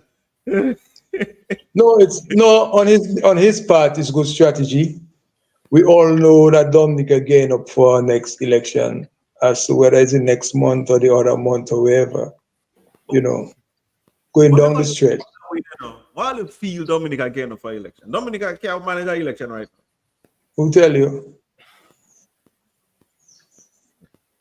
So him putting that out there is for the people to know what he did. His campaigning, his campaign. You know. Okay. Yeah. You think wait. You think United Airlines come Dominica just because United Airlines come Dominica? No. Okay. It's campaign. Okay. It's campaign. That's what happened. You say it's because they want to bring in people. Obviously. You say they get wow. because why? You know the airline coming in already. You can't hide it no more. You can't hide, in. You bring them But in. that is why Randy turned off the live, you know, because Randy was saying something that wasn't making sense. And I didn't want to be saying that because, you know, I was just trying to tell him not to say that. But the reality of the situation was based on the past. I can't remember the name of the airline. It started with an L. They had the same jet like the one that come for United. That was in 2014 and 2019, bringing people. So they used to have armed personnel guarding that jet night and day. You understand? Yeah. No, by having American coming in from Florida, having United coming in from New Jersey, and possibly Delta coming in from Atlanta area, I don't know. Then you're good to go. But that'll be good business, eh? Yeah, they're talking about Delta to come in October.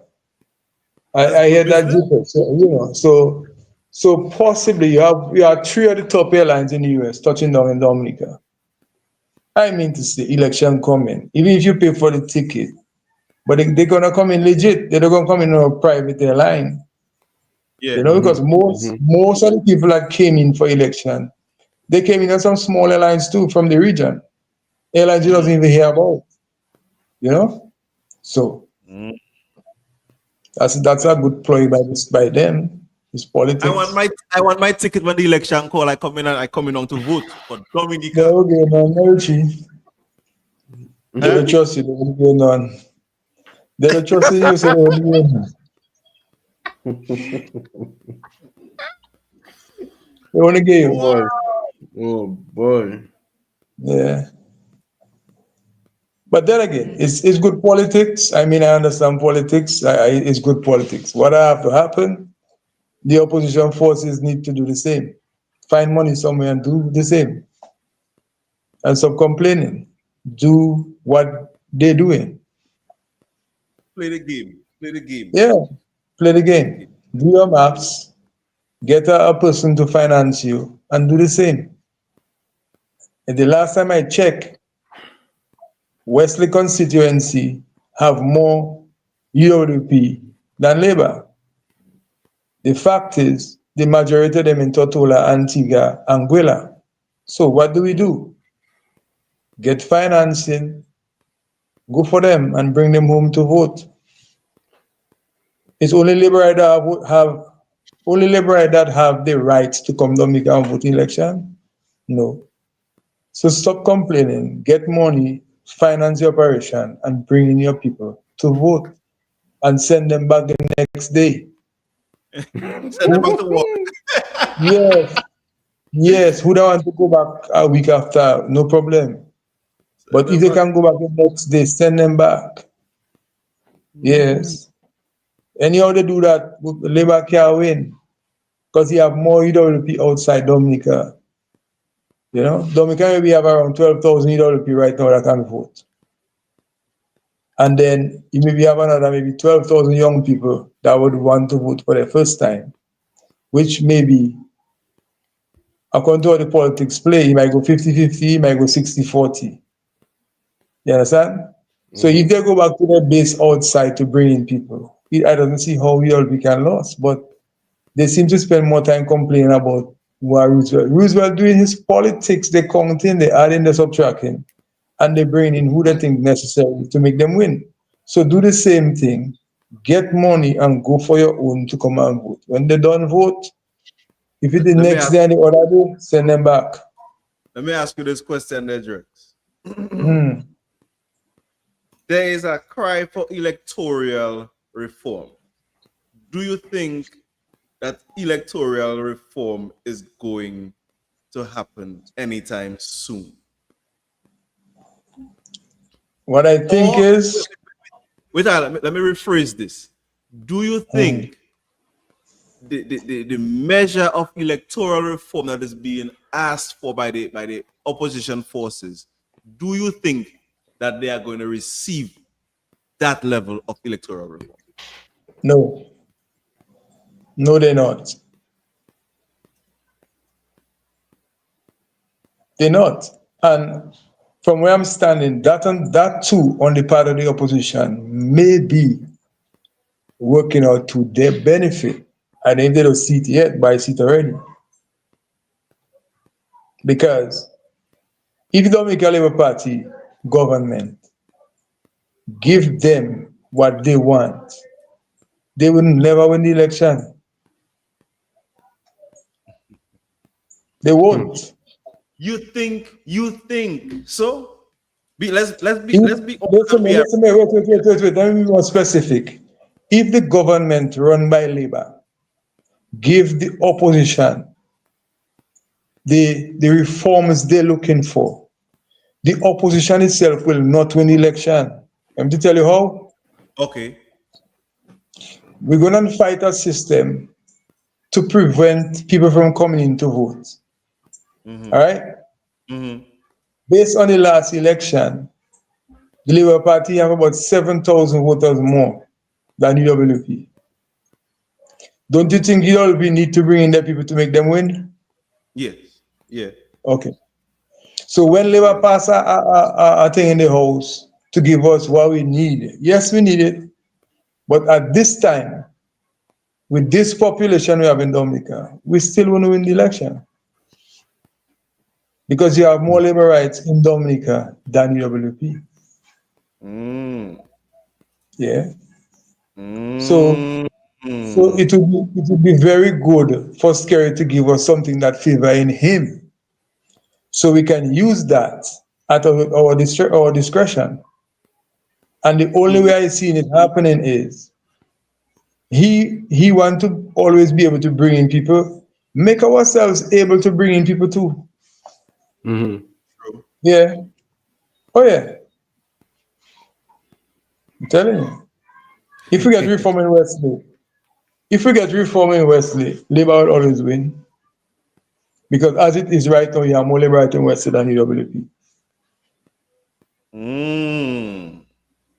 But on paper, Wesley have more UWP than Labour.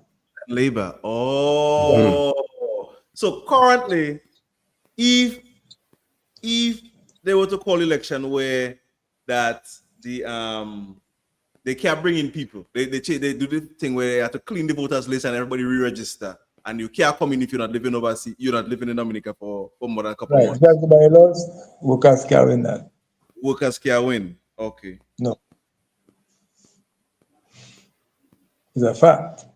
So if Skerrit passes thing where he can bring in people, all we got to do is do the same like Skerrit doing. Get money. The mind if it's credit with credit and go for all people and then And when we win election, we find a way to pay our credit. And then we can fix it how it's supposed to go. Hello? I'm there. Hello? Oh, my thing had frozen for a second. So I was asking, have you shared such, huh? No, I was saying, on paper, for Wesley constituency, for Wesley village itself, it have more UWP on paper in Wesley. I mean, when you run the paper, every page you do, if one page have 20 people on it, excluding the dead people on them. So let's say you don't have no dead people on it, and you run in the paper. So let's say you have 20 voters on each page. Out of the 20 voters, around 3, sometimes 4 of them is Labour. Yeah. I don't see no page in Wesley that have more Laborites than UWP. You know, I run that page for myself, For yourself, UWP, yeah. and for UWP. So I know what I'm talking about. Woodford Hill is like a 50-50 situation. So Woodford Hill, Woodford Hill, 50% of Woodford Hill is Laborite. Maybe more now because the workers and them gone away too. You understand me? So it's an uphill battle. And the only thing I could wish is Roosevelt passes his thing to benefit him. And we can skim off it in our best interest. And we can win that way there. Yeah. That's the only way I see it can happen. Can I strategy? Well, Of course, yeah. I like that. I like that train of thought there, Drex. Yeah. I like that train of No, thought there. it's true. I mean, it doesn't make sense. You fool yourself and tell yourself that the reality on the ground is that our voters for UWP, they're not in Dominica. They're in Tortola, they're in Antigua, they're in Anguilla. Then you have 1 or 2 fringes in St. Kitts and Guadeloupe. Not much, you know. But if you want to get a bulk of voters for Wesley, go in those 3 locations there, and Labour just can't win you. It's a fact. Okay. Yeah. That's interesting. Oh, yeah. I never looked at it that way, Drex, honestly. You know your boy always looking. The reason why, let me say that, I just knew it was a uphill battle for the elections, for any party to come and contend against the current government. I don't see so though.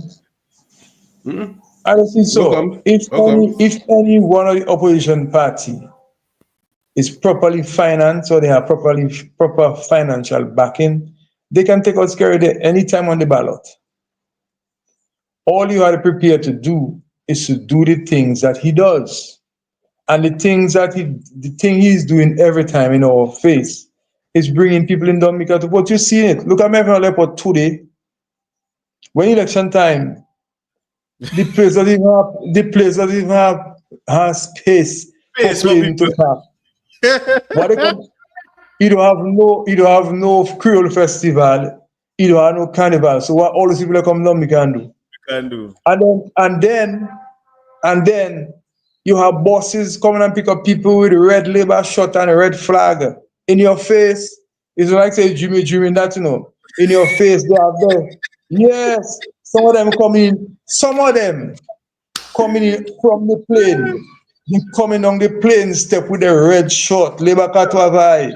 Yes. It's not like say they come in normal clothes and you're trying to figure what they come and do. No, they come in well dressed. Let me give you a joke, eh? In 2014, I go up and down. So I was in Antigua coming home.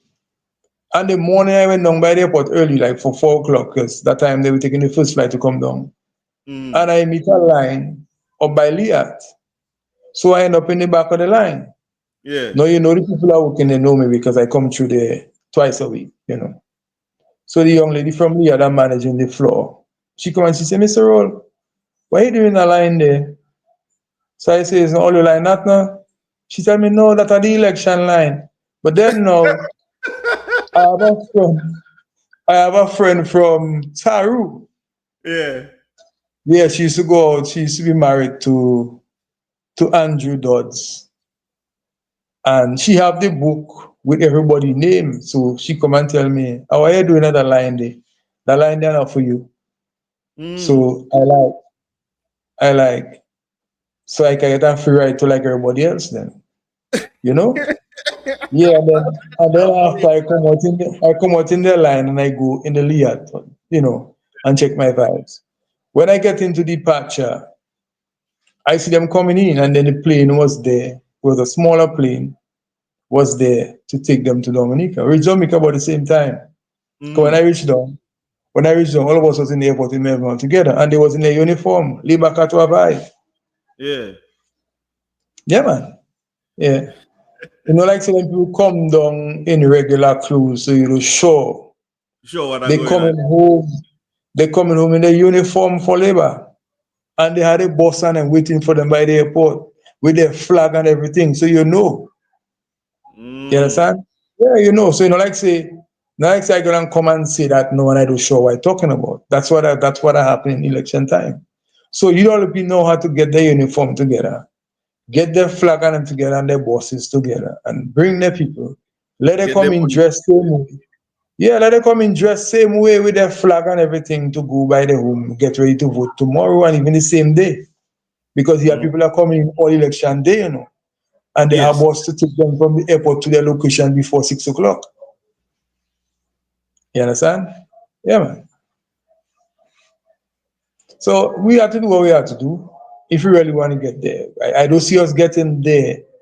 Yes, we had a campaign on the ground to see how much people we can turn, but we're not gonna turn enough people to sway the thing.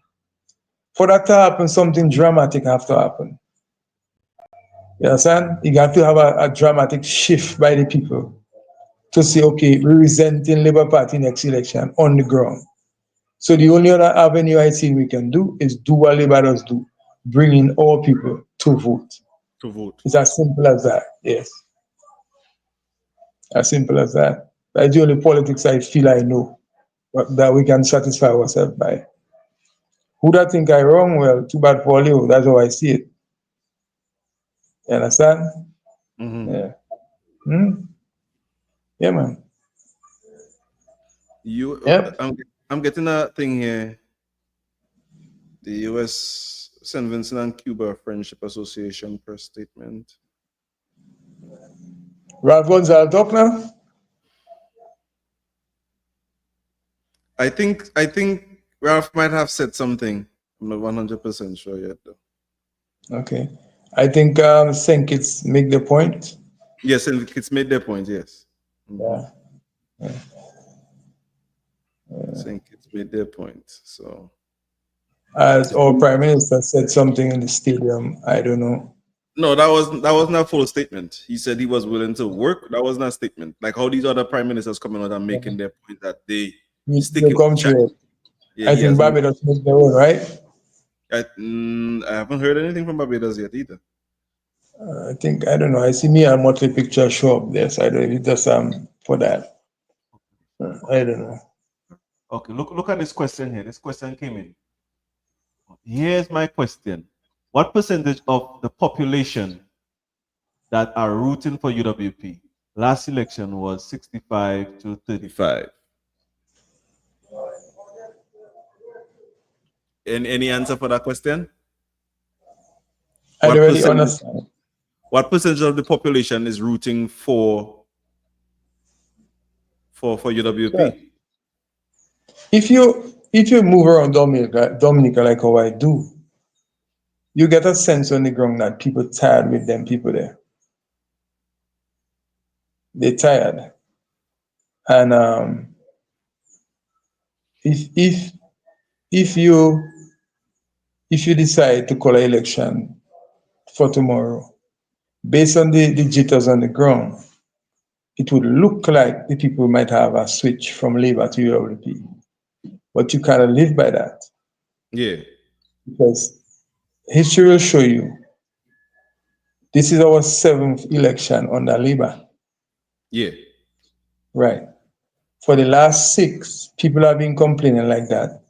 And for some reason, which I think I know, they come and give them a $200 right on the voting day, like what happened in Wesley last time and the time before. And they just go back and vote for them people. You understand? But Drex, be So, honest. What is $200? Why should $200 be able to sway somebody to vote for? well, they say in the land of the blind, one-eyed man is king, right? So you must understand the Dominica Labour Party spent 25 years impoverishing the country. So anything they give the people, they don't have to give all the people, you know. They have to just give around 40% of the people or 30% of the people, and that's it. That's it, yeah. Yeah, that's it. They calculate that already. So they give around 40% of the people, the poorer set on them. It's a help. It happened in Wesley. It happened with all the people in Wesley that vote for Labour. Yes, sir? Yes. The power rep and the PM and them help them, give them a couple $100, give them this, give them that, and they vote. They vote, yeah. Yeah, they did. You know, election day, the PM was in Wesley. I have friends that get money from him personally. But nobody doesn't give me nothing to vote. They Workers only even give want you to pay me. no, Workers even want my vote pay me. they only give us that. And me myself, I have nothing from them. To help my honesty, God, I don't want nothing from them.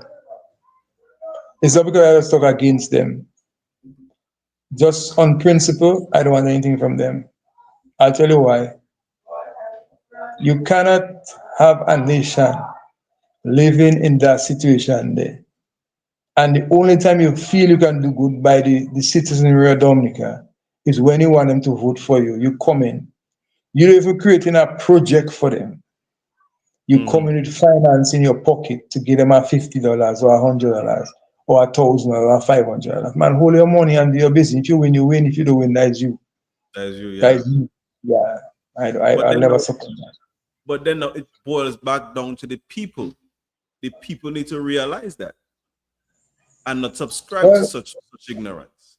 I don't know why they doesn't realize that. I mean, let's look at it. You can imagine you vote for me in an election and the party I go up for win as a Wesley man, and I am doing absolutely nothing on behalf of Wesley. I am saying absolutely nothing on behalf of Wesley. No, I'm not saying our parliament, not saying anything, but what he's saying, it doesn't trickle down to the betterment of Wesley people. Okay. Yes, he may be running his mouth to no one and say one, two things, but at the end of the day, he is not a forceful person that will come out and say, well, I want this for Wesley constituency. No. So just try to figure me out in that situation.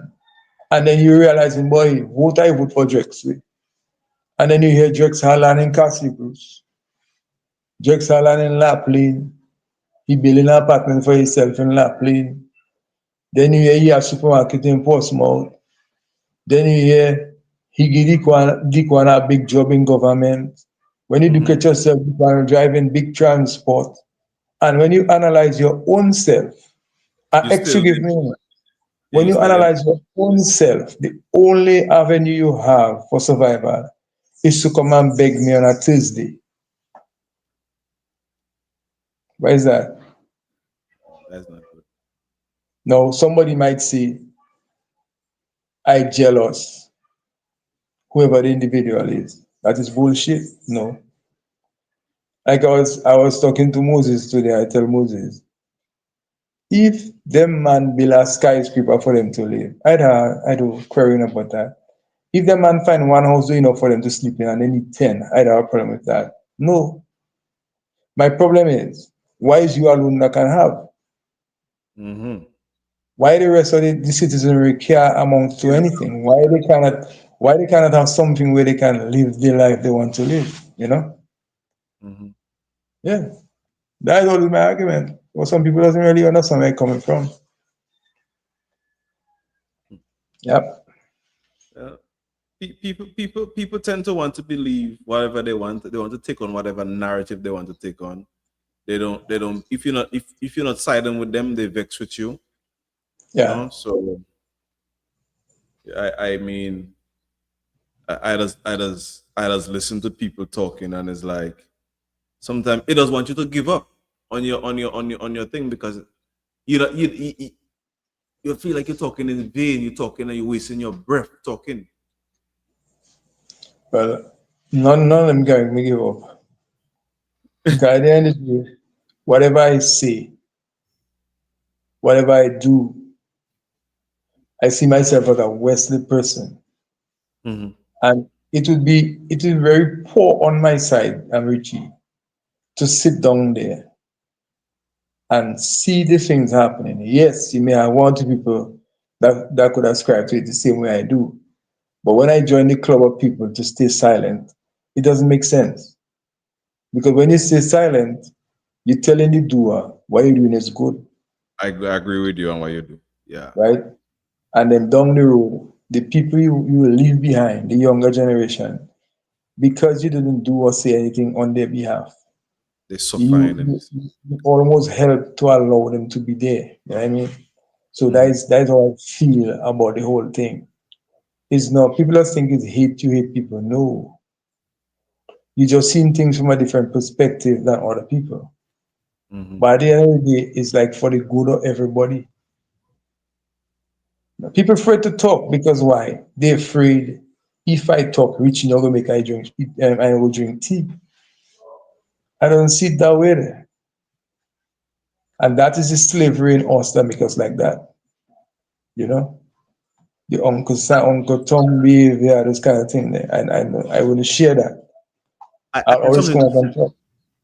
Hmm? I have something to say, Drex, Hmm. about our people and the garbage. People of Dominica who listen to my live, who gonna replay it, whatever the case may be, whatever. Stop putting your garbage by the roadside. It is not a nice practice. We all know the garbage truck not gonna pass. When you put the garbage on the roadside, it piling up, it building up, it making a nasty scene. It's not beneficial for your health either. Drex, you frozen? No. I listen. Yeah, because I just seen a couple pictures there and I'm like, nah, man, we had to do better. Stop trying to, you're not embarrassing nobody but yourself. And when you have all that garbage, dig a hole in the backyard or something, and bury or whatever you can bury the recyclables, bury your orange skin, your boxes, whatever that can break down into the dirt. Don't come and pile up the thing on the roadside, man. That doesn't look nice, man. I can't burn whatever you can burn too. Plastic does burn. I'm not telling all you to just start to burn everything, but god damn it, man, that thing is terrible, man. Terrible. Well, I would not advise them to burn plastic because plastic can pollute our soil based Okay. on the elements in them. But things that could decompose, they could throw it on their land. You know, things like corned beef pan and those things there. I think I think we should be more responsible in the things we put out there. Yeah, man. Yeah. Yeah, man. And it seemed like we might have to get a recycling factory too, as where somebody that can come and collect the metals Why and do something with it. Because trust and believe in me, man, this thing is I can't you at the end of the day, you can't blame the government for every damn thing. We have to play a part in the blame game too. Putting the rubbish on the side road is us that taking our hand and putting it on the side road, not the Well, government. I'll tell you something, and I will blame them. I'll make sure you how I'll blame them. I never leave Dominica, so and even when I live in for long, so I pretty much would have everything hands on. I grew up in a society where it never had a rubbish truck. Mm-hmm. And you never used to have rubbish on the side road. It's right. What used to happen was people used to put their corned beef pan and a milk pan in a bag and carry it in the garden. So if you go in most plantation today, You well, some find of them it. things are rotten, them things are corrode and rotten out. But you would see a lot of milk pan and corned beef pan, sardine pan in the corner or the lap, right? Yes. But things like plantain skin and sheep skin and so, Let's those compose. days you saw like a garden below the house and so they used to throw it there. Or pick Here pig. comes, yeah, here comes a new era, rubbish truck, and then sensitization, education about how to dispose stuff.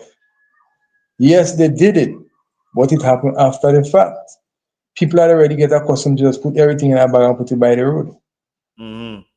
So now the people that managing the rubbish in Dominica realize what are happening. They're trying to talk about it now, but it becomes a culture. It became a culture in the people. Just whatever you have in the kitchen, put it in a bag and put it by the roadside. So now we have to really go back to like a re-education drive in terms of garbage control. Because I still believe the demographics of Wesley will change. When I peel plantain and dash in skin and those things there, I throw it below the house. But my pan, like my sardine pan, my corned beef pan, whatever pan it be, plastic bowl and so, I put it in a bag. Yeah. You understand? That's how I do.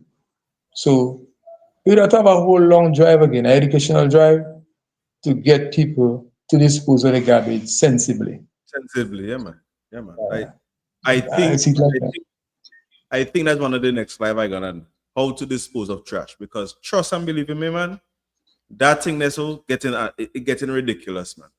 You just seen a bunch of garbage on the side road, dog in it, all kind of rat in there, cock, everything that is a health hazard. And But you even have human beings in Wesley. You even have human beings in Wesley going in the garbage bin and take out food from God knows when. The other night I was coming home and I met one of them young man that kind of psycho in a rubbish bin by Cherylin over there. And the man see him on the ground. I had to tell the man, hey yo, put them things back in the bin and come with me. He did. I tell him, go in the pipe and wash your mouth in your hand, man. Come with me. When we reach by Benji, I buy bread and cheese and soft drink for him. You understand? Because, I mean, them guys wasn't always like that. Whatever that happened that caused them to be there, I don't know. You see? So that was just one instance, you know. So I was saying, if the garbage was disposed properly, when they go in the garbage bin and they realize you don't have nothing in it, they wouldn't attack the bin. Because they know they don't smell nothing like food inside there. Yeah. You understand? So, boy, it's difficult to endure. Let me say this, whichever government goes in power have a lot of work to do to bring back Dominica. There's a lot of work that needs to be done. I'm gonna wrap up now, though, Drex. There's a lot of work that needs to be there's a lot of work that needs to be done to bring Dominica to where it should be. No matter which, a lot of money gonna be spent. A lot of things that has to be taking place or need to be put in place gonna cost money. It's not gonna be an easy road for whichever government that go in power. I just want them to go in there and do it at the best job and at most effective manner that they can. See what you want to say? They really don't have a choice. I mean, even if the Labour Party goes back there, that implies to them as well. They really don't have a choice because we rock bottom at the moment. So any party that goes in as government, whether UWP, Tony party, I don't know if they will be ready for election, I don't know. But let's assume. So let's say UPP, UWP, Dominica Labour Party. Anyone, three of them that would make the government, Freedom Party. TUD and Freedom Party. Yeah, anyone of them that would make it, whether it's a coalition government or whatever, they they have to really, they don't have to wait until election for them to do that. Or like now, so they should already strategize the next move. So when they get there, they run it. You know what I'm saying? Yeah, that. I mean, any government that goes in power tomorrow, be it the Labour Party, UWP, Freedom Party, any one of them that goes in there, and they could do right by Dominicans, I support. If you continue the status quo, I will talk against you. Any one of all you. Yes. And advising Dominicans to get out of that party thing there. My brother, we waste 25 years on that labor because of that party thing there. And you carry us nowhere. So get out of that. Don't make UWP make it happen to us again. Don't make Team Unity or Freedom Party or UPP make it happen to us again. When they go inside and they slip up, prepare for them for next election to put them out. Yes, yes. Simple. There's a video that's circulating where Lennox Linton and Tony Asafans and two other gentlemen were having a conversation. And it spoke about them putting in the thing where there's only 2 terms being served by a prime minister. I don't know if you heard that conversation before. Well, I know UWP have that in the constitution. They have that in the constitution where a prime minister should never serve more than 2 terms. That's from a UWP standpoint. I don't know for the others. I don't know. But going forward, nationally, I think that should be the best thing. If Clint win election as a leader and he becomes prime minister, he should only serve that first term, go into another election. If he win, after that, he'll have no more term for you. No more term, If me and Richie on the same party, although I could be still influential, but you're not at the front. At the helm. And that is where we need to be as a country. You know, I can't find the video now. What I'm gonna have to find them things and put them together. But yeah, I think that we should realize that we have to fix things. When our place become up my mother's house, nobody can tell me what to do with it. Because my mother place. If you follow my analogy, it's my mother place. Yeah, I mean, my positive field. Yeah, it's my place. You can't come here and tell me nothing because it's my house. So we have. That's what happened. That's what happened to us right now. Yeah, that's what happened to us right now. Yeah, it's like you get so drunk on leadership that you cannot see yourself surviving without it. Without being leader, exactly. Right. Exactly. Yeah, that's what it is. So my people, we're gonna end there this evening and say I would like to say thank you guys for listening. Big up to our sponsors. You know yourselves, and have a good night. Drex, thank you for joining us. We were supposed to have Thompson Fountain this evening, but he will be on at a later date. He called, messaged me and said he has the flu, and he couldn't make it tonight. Okay. As soon as he's able, we'll be back on with him. Have a good evening. Okay, Marity. Yeah, take it easy. Well, this is Cardo's Media, and yeah, don't blame the messenger. Yeah.